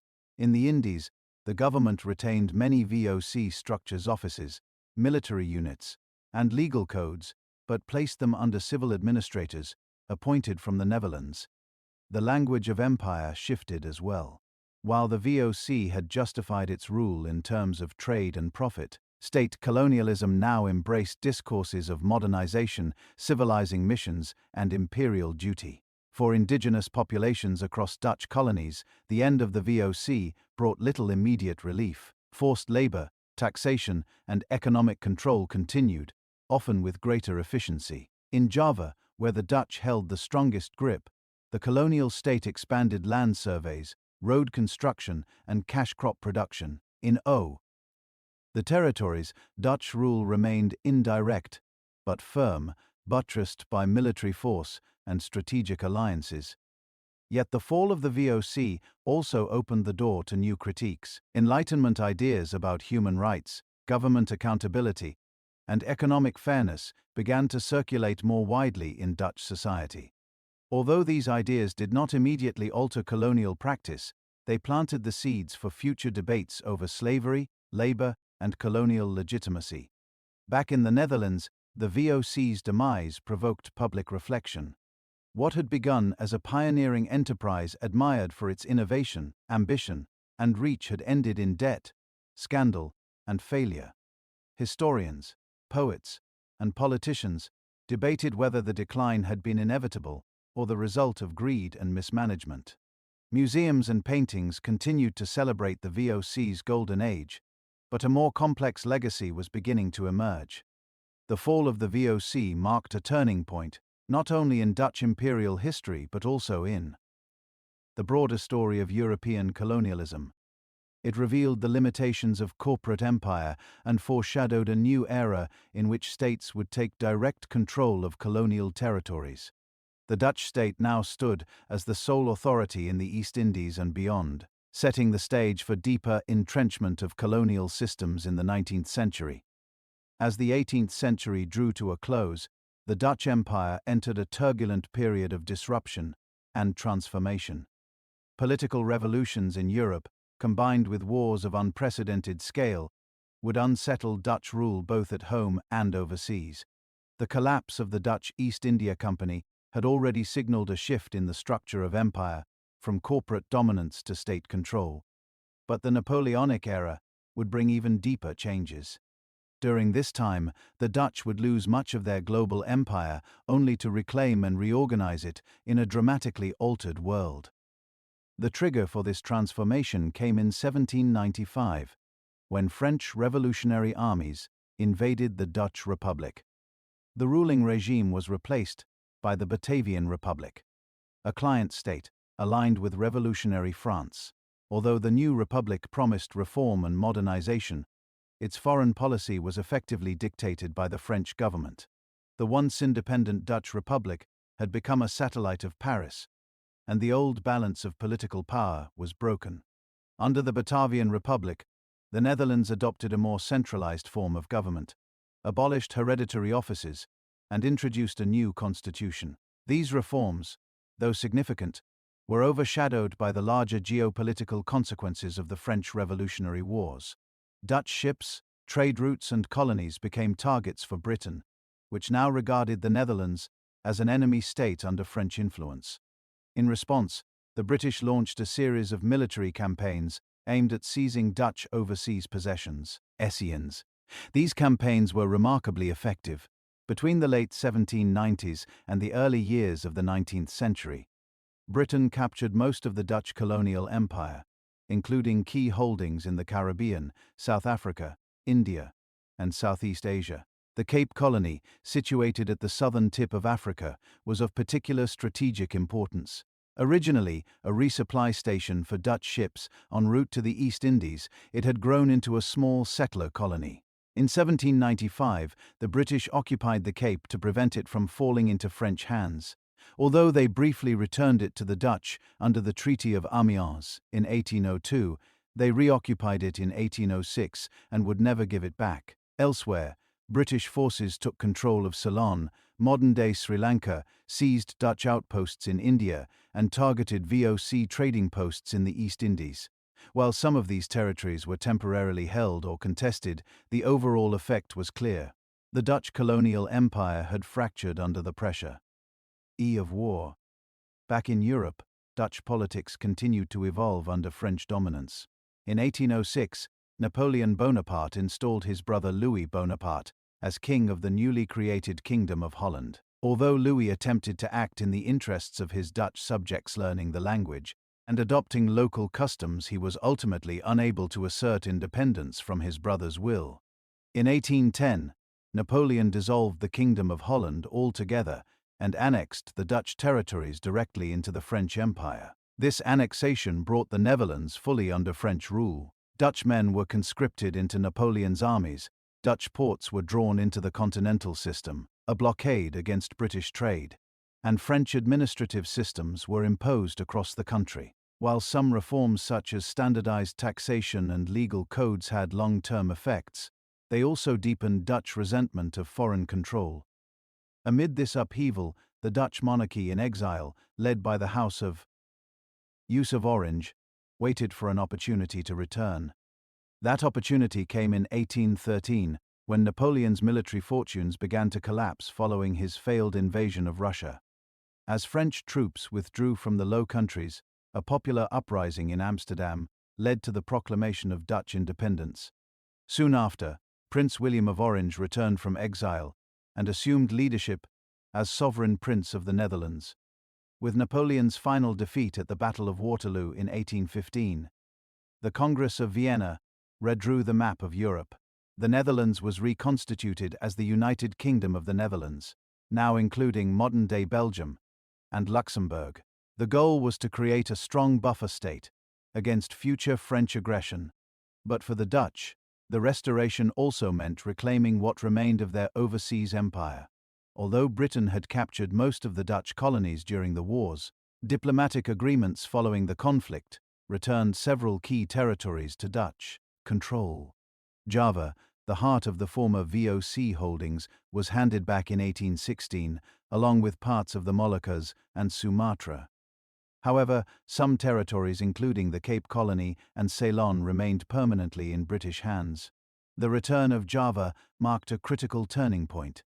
Dutch administrators, many of whom had no prior experience in Asia, faced the enormous challenge of rebuilding colonial authority in a changed world. The Javanese political landscape had shifted during the British occupation, which had introduced land reforms, limited forced labor, and challenged existing power structures. British officials like Thomas Stamford Raffles had implemented policies that, though short-lived, disrupted the status quo. When the Dutch returned, they were forced to reconsider how they would govern their colonies. The days of company rule and private enrichment had passed. The new colonial state would be more centralized, more bureaucratic, and more directly connected to national interests. Yet this transition did not mean an end to exploitation. In fact, as the 19th century unfolded, the Dutch would introduce new systems of forced labor and economic extraction under the guise of reform. One of the key legacies of the Napoleonic era was the increased role of the Dutch state in managing colonial affairs. The dissolution of both the Dutch East and West India companies had already concentrated imperial power in the hands of the government. Now, with the restoration of peace and the reorganization of the empire, the Dutch began to formalize their colonial administration through new ministries, legal codes, and civil service positions. The Napoleonic period also altered Dutch self-perception. No longer the merchant republic of the 17th century, the Netherlands was now a constitutional monarchy seeking to modernize its institutions and compete with larger European powers. The empire was no longer a series of private trading ventures, but a component of national identity and state policy. At the same time, the costs of empire had become more visible. Military defeats, economic disruptions, and the human toll of slavery and forced labor prompted growing debates in Dutch society. While abolitionist sentiment remained relatively weak in the early 19th century, intellectuals and reformers began to question the moral and practical foundations of colonial rule. The First Dutch Empire, built on trade, private enterprise, and maritime supremacy, had largely collapsed under the weight of European conflict. But out of its ruins, a new imperial structure was beginning to emerge, one based on direct rule, centralized administration, and the systematic exploitation of colonial labor and land. In the years to come, this restructured empire would be tested by internal revolts, global competition, and shifting ideologies. But for the moment, the Dutch state stood poised to reassert its presence on the world stage, determined to reclaim its status through a new phase of colonial expansion and control. With the fall of Napoleon and the restoration of the Dutch monarchy in the early 19th century, the Netherlands sought to re-establish itself as a colonial power. Though weakened by war and humbled by the temporary loss of its empire, the Dutch returned to Asia with a determination to reclaim authority, secure resources, and restore economic relevance. Now operating under a modernizing state rather than a chartered company, the Dutch colonial administration introduced a new system of rule in the East Indies, one that would be as profitable as it was controversial. Central to this effort was the island of Java, which had long been the administrative and economic heart of Dutch ambitions in Southeast Asia. During the British occupation, from the early 1800s to 1816, several important reforms had been introduced. The British official Thomas Stamford Raffles had attempted to abolish forced labor, reorganize land ownership, and increase revenue through a system of land taxes. These policies, though only partially implemented, disrupted long-standing relationships between Dutch administrators, Javanese elites, and local populations. When the Dutch resumed control of Java in 1816, they faced a changed landscape. The colonial government, now directly under the control of The Hague, moved to reassert authority while learning from the disruptions caused during British rule. For a time, Dutch officials attempted to maintain the reforms introduced by Raffles, including the land tax system. However, they quickly discovered that this approach generated limited revenue and encountered strong resistance from both rural farmers and local nobility. In response, the Dutch devised a new system, one that would transform the colonial economy and reshape the daily lives of millions of Javanese people. This was the cultivation system, cultuurstelsel in Dutch, introduced officially in 1830 under the leadership of Governor-General Johannes van den Bosch, the Poli. SI was framed as a means of restoring order, alleviating budget deficits, and improving the productivity of colonial land. In practice, it created a highly exploitative regime of forced agricultural labor. Under the cultivation system, Javanese villages were required to devote a fixed portion of their land, usually 1/5, to growing export crops, designated by the Dutch government. These included sugar, coffee, indigo, and later tea. The harvested crops were then sold to the colonial authorities at fixed low prices and shipped to the Netherlands for profit. In addition to the land requirement, villagers were also compelled to contribute a portion of their labor, typically unpaid, for plantation work, transport, or maintenance of colonial infrastructure. This system offered the Dutch treasury a dramatic boost. Revenues from Java surged, and by the mid-19th century, the East Indies had become a primary source of income for the Dutch state. These profits, known as the Batig slot, surplus, were used to reduce national debt, finance railways and canals in Europe, and subsidize domestic programs.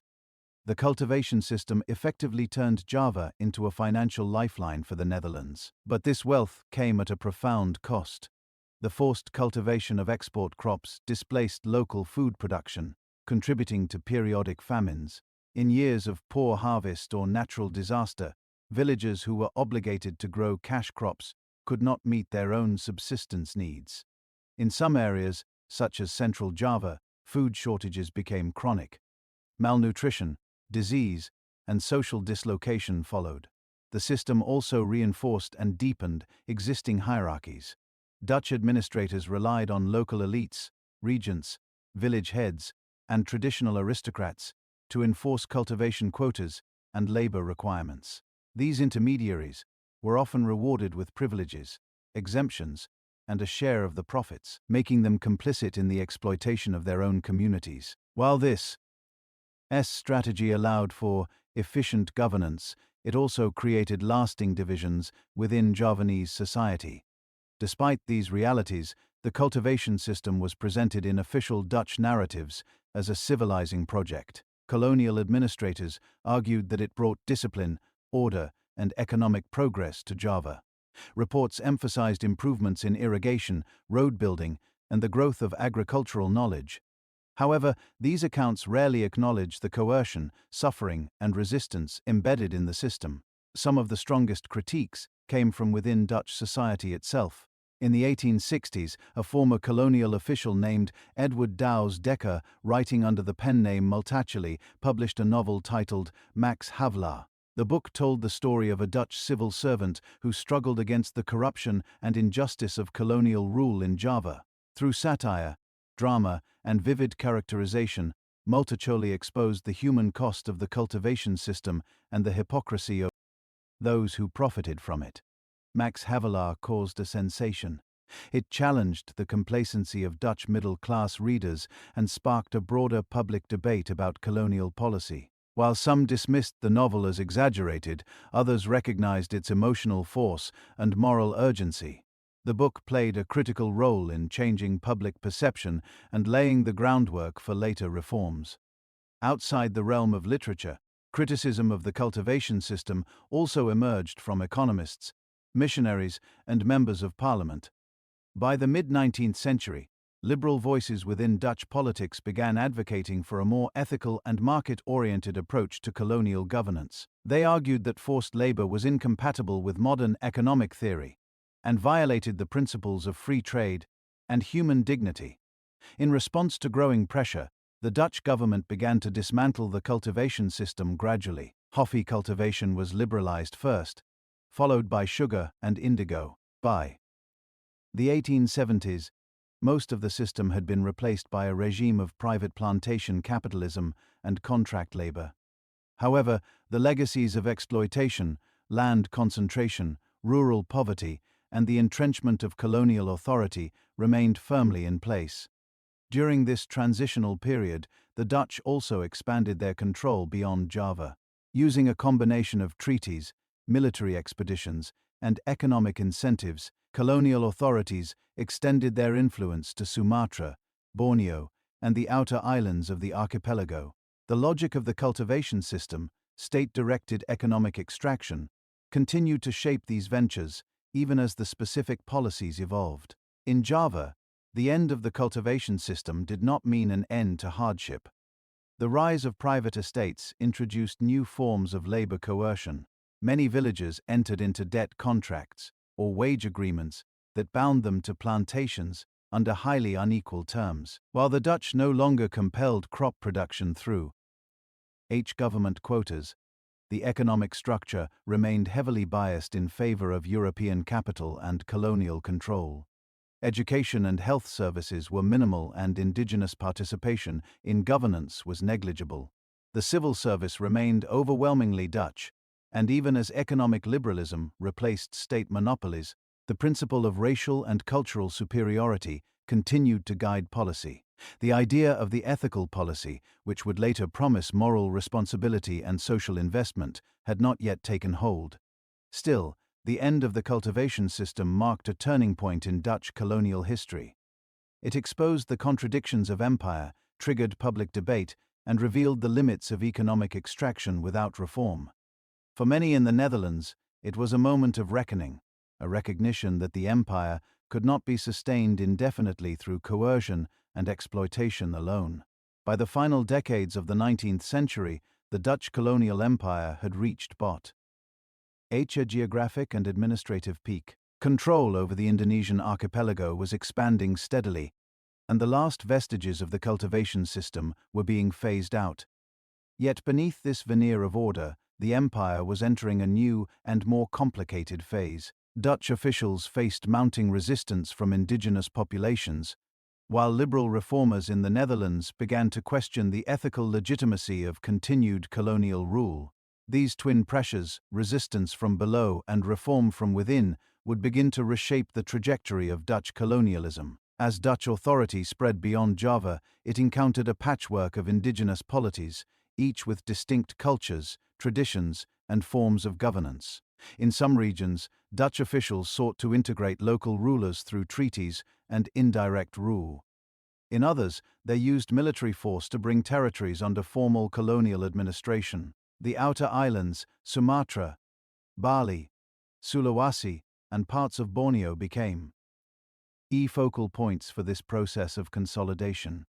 One of the most notable episodes of resistance occurred in central Sumatra with the outbreak of the Aceh War in the year 1873. The Sultanate of Aceh, located on the northern tip of the island, had long maintained its independence and controlled critical trade routes through the Malacca Strait.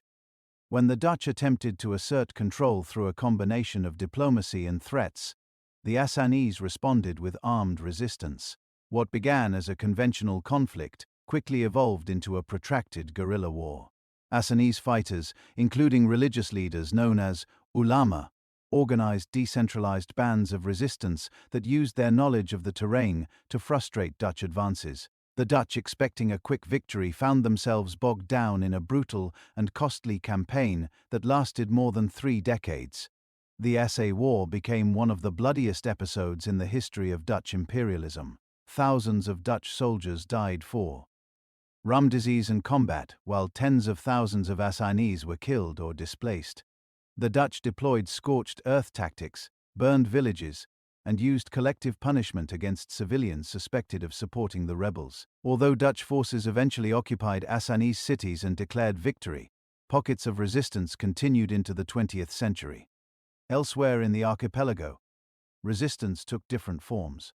In Bali, Dutch interventions in local succession disputes and attempts to impose political control led to a series of violent confrontations.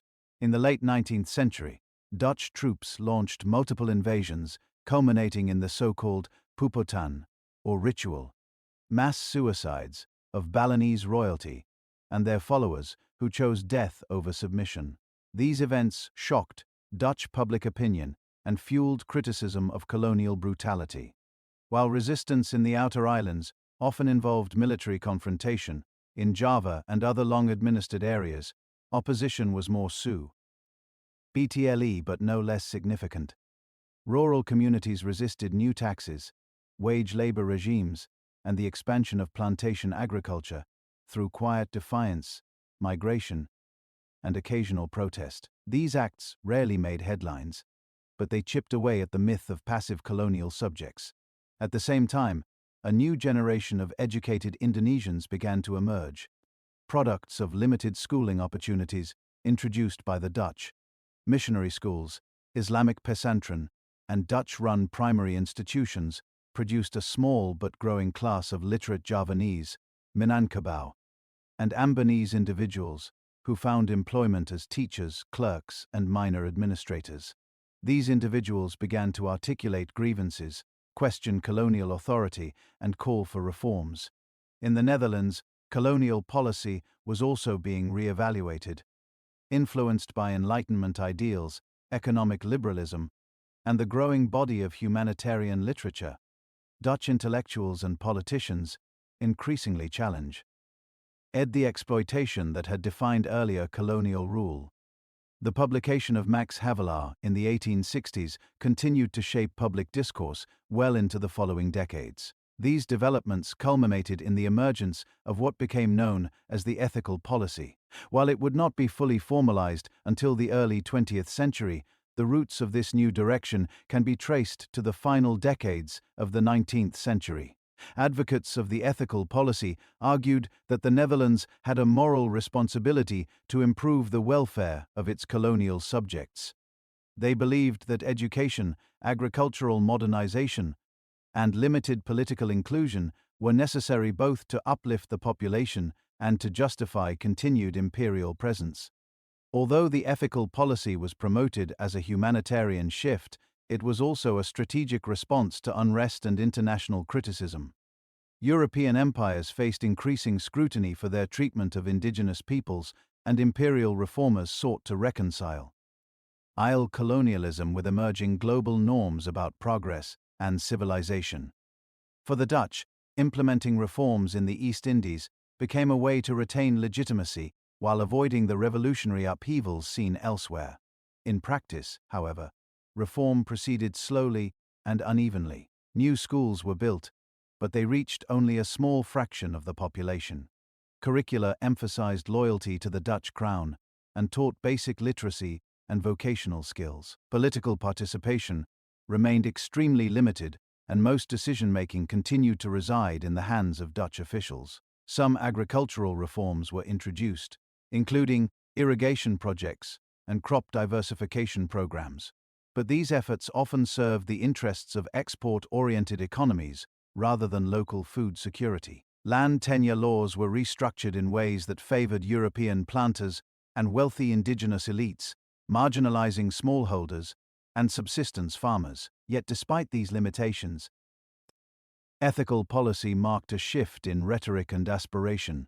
For the first time, Dutch colonial authorities explicitly framed their mission in terms of responsibility rather than profit. This shift opened up new spaces for debate and gave Indonesian reformers a framework through which to express their demands.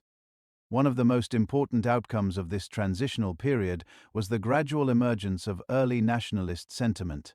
While still fragmented and cautious, educated Indonesians began forming associations, publishing newspapers, and discussing issues of justice, identity, and political rights. The seeds of future nationalist movements were being planted quietly but steadily.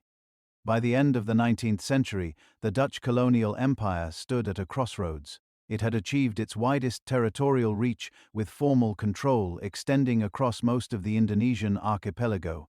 Dutch officials governed a vast and diverse population supported by a growing infrastructure of roads, ports, RA, railways and bureaucracies. The illusion of order appeared secure. But, beneath this surface, powerful currents were beginning to gather. The resilience of indigenous resistance, the rise of an educated class, and the contradictions of colonial reform all pointed toward a future in which Dutch rule would be increasingly contested. The next century would bring world wars, independence movements, and a final reckoning with the legacies of empire. As the 20th century began, the Dutch colonial empire stood at a moment of uneasy strength. Spanning vast territories and housing tens of millions of colonial subjects, it appeared on the surface to be a model of European control. Dutch administrators oversaw plantations, schools, ports, and a growing bureaucracy. Yet, beneath the structured calm of empire, a new century brought with it global shocks that would test the foundations of Dutch rule like never before. The First World War, which erupted in 1914, marked the beginning of that unraveling process. Though the Netherlands remained officially neutral during the conflict, the war had significant effects on its colonies, particularly in the Dutch East Indies. Global trade routes were disrupted, inflation spiked, and supplies from Europe became scarce. Economic instability and food shortages followed, fueling unrest and labor strikes across Java and Sumatra. More importantly, the war accelerated political consciousness. Indonesians, observing the chaos engulfing the European powers, began to question the invincibility of colonial rule. The ideals of self-determination and national sovereignty, which were part of the rhetoric used by leaders like Woodrow Wilson, resonated far beyond Europe. In the Dutch East Indies, these ideas took root among a small but growing number of educated Indonesians who began organizing associations and publishing newspapers in local languages. The first major nationalist movement to emerge in this era was Serikat Islam, a mass-based organization founded in the early 20th century. Originally a commercial cooperative to support Muslim merchants, it quickly evolved into a political platform calling for greater rights, cultural pride, and economic fairness. With branches across Java and hundreds of thousands of members, Serikat Islam demonstrated that popular mobilization was possible under colonial conditions. In response, the Dutch colonial administration attempted to balance repression with limited reform. Press censorship was tightened, and suspected radicals were arrested or exiled. At the same time, officials expanded education programs and created advisory councils that included carefully selected indigenous elites. These measures, however, were designed more to contain nationalism than to empower it. The interwar years saw the further development of Indonesian political thought. Organizations such as the Indonesian National Party, founded by Sukarno in the late 1920s, called directly for independence. These movements were influenced not only by domestic conditions but also by global developments. The anti-colonial writings of Indian and Chinese thinkers, the growing strength of labor movements, and the decline of European prestige after the war. Dutch responses varied. Some liberal administrators advocated for gradual reform and greater inclusion of Indonesians in governance. Others warned against conceding too much, fearing it would encourage separatism. The overall approach remained cautious and paternalistic.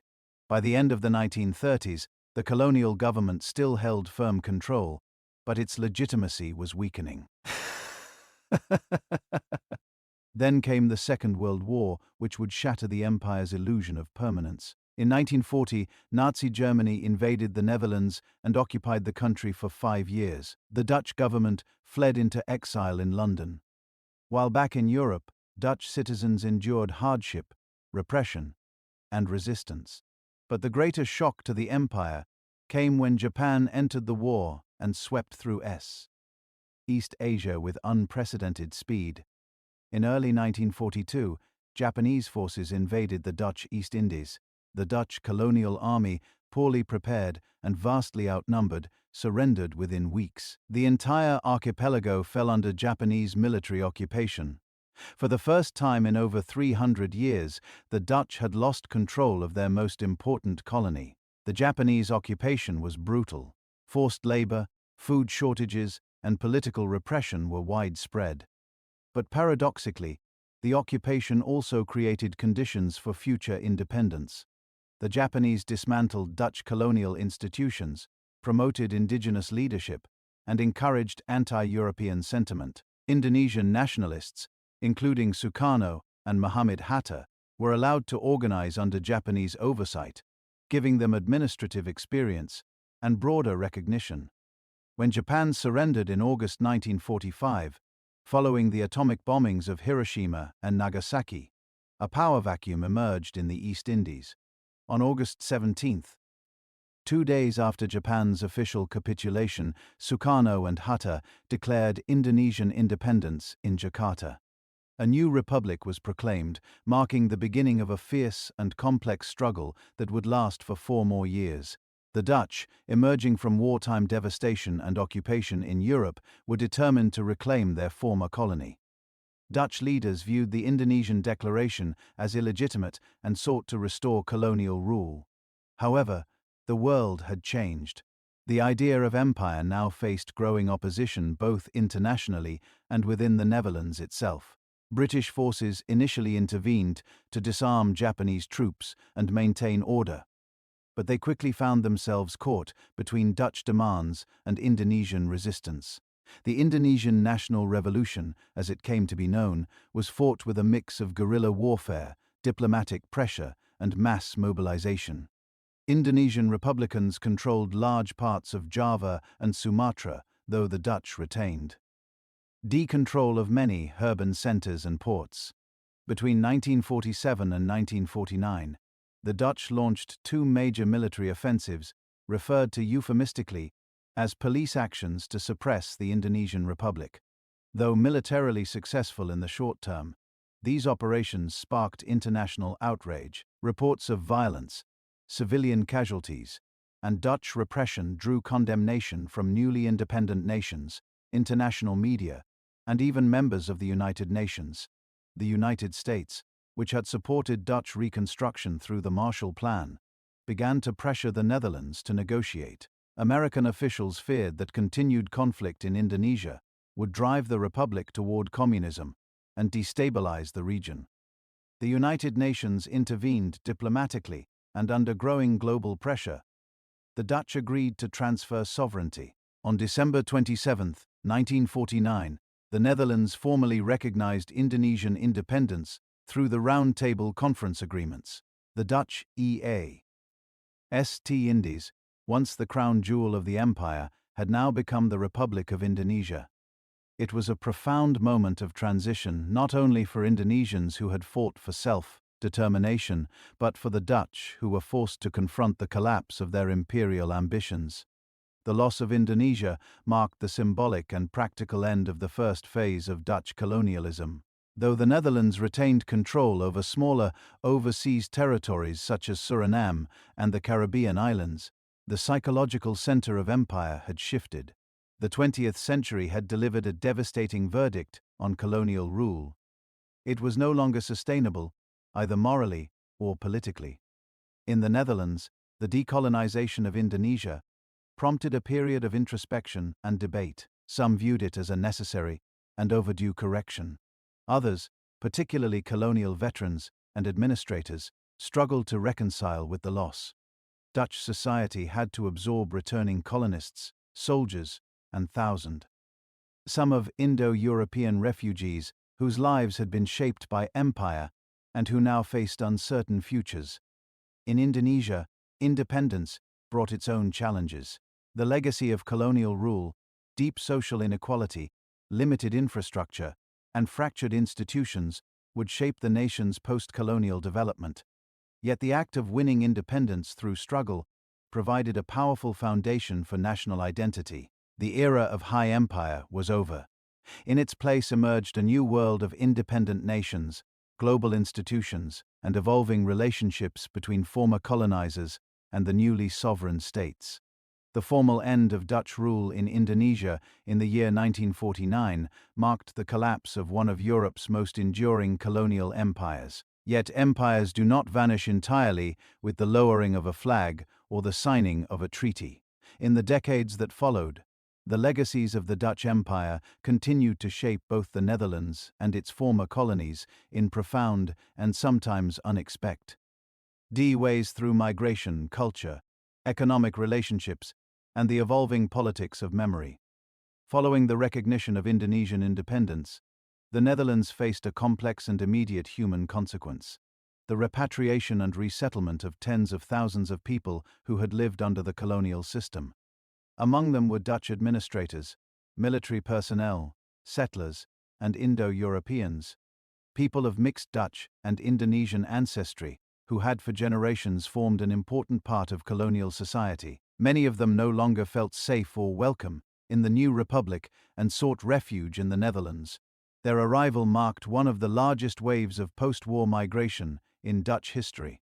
The newcomers often struggled to find acceptance and integration in Dutch society. Many carried with them a deep sense of dislocation, having lost not only their homes but also the privileged status they once held in the colonies.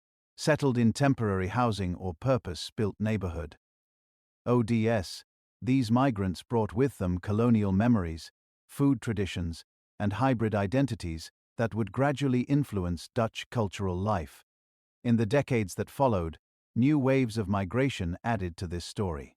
Workers from Suriname and the Dutch Caribbean islands, such as Curaçao, Aruba, and Sint Maarten, began to migrate to the Netherlands in growing numbers, particularly during the 1950s and 1960s. Their movements were shaped by ongoing colonial connections, even as these territories moved toward varying degrees of autonomy or independence. Suriname, once a lucrative plantation colony reliant on enslaved labor, became independent in the year 1975. In the years leading up to and following independence, many Surinamese citizens moved to the Netherlands, anticipating political uncertainty or seeking economic opportunity. Today, people of Surinamese descent form one of the largest post-colonial communities in the Netherlands, contributing significantly to Dutch politics, arts, sports, and business. The Caribbean territories followed a different path. Rather than becoming fully independent, they entered into new constitutional arrangements as parts of the Kingdom of the Netherlands. This created complex relationships between these island societies and the Dutch state, marked by shared citizenship, economic dependence, and ongoing debates about autonomy and representation. These islands remain deeply connected to the Netherlands, but tensions around inequality and cultural difference continue to emerge. Migration from former colonies has brought richness and diversity to Dutch society, but it has also raised difficult questions about national identity. In a country long associated with tolerance and pragmatism, discussions around race, colonial history, and integration have grown increasingly charged. Post-colonial communities often find themselves navigating both a longing for recognition and the challenges of systemic inequality. These tensions are not only demographic but also historical. The legacy of the Dutch Empire, once celebrated as a story of trade, maritime prowess, and exploration, is now the subject of critical scrutiny. Historians, artists, activists, and educators have challenged earlier narratives that romanticized colonial ventures while ignoring their human cost. One of the most visible aspects of this reckoning has been the debate over public memory. Statues of colonial figures, once symbols of national pride, have become flashpoints for protest and reflection. Streets and institutions, named after VOC officers or colonial governors, are being renamed or reinterpreted. Museums have launched major exhibitions that confront the violence, exploitation, and cultural suppression of empire. The Tropen Museum in Amsterdam, once a showcase for ethnographic collections gathered from colonial territories, has transformed its mission in recent years to center on dialogue, inclusion, and decolonization, artworks, artifacts, and archive. are now presented not as trophies of conquest, but as complex symbols of cultural exchange, appropriation, and survival. In academic and political spheres, efforts have been made to research and acknowledge the full scope of colonial injustice. The Dutch government has commissioned reports on the use of violence during the Indonesian War of Independence and offered official apologies for specific incidents, including massacres carried out by Dutch forces. These gestures, while important, have not always satisfied those seeking broader recognition, reparations, or educational reform. One of the most persistent calls has been for a fuller reckoning with the history of slavery. For centuries, the Dutch played a central role in the transatlantic slave trade, transporting hundreds of thousands of Africans to plantations in Suriname, the Caribbean, and the Americas. While the Netherlands abolished slavery in the year 1863, public awareness of this history remained limited until recent decade. Des. In response to advocacy from descendants of enslaved communities and anti-racist movements, the Dutch state has begun to acknowledge this past more openly. In the year 2023, the Dutch king issued a formal apology for the Netherlands' role in slavery, recognizing the lasting pain and inequality caused by this legacy.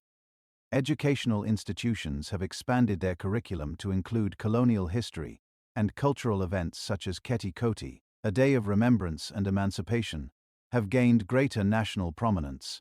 Despite these efforts, challenges remain. Critics argue that apologies must be matched with structural change, including investment in marginalized communities and the return of cultural heritage items taken during the colonial period.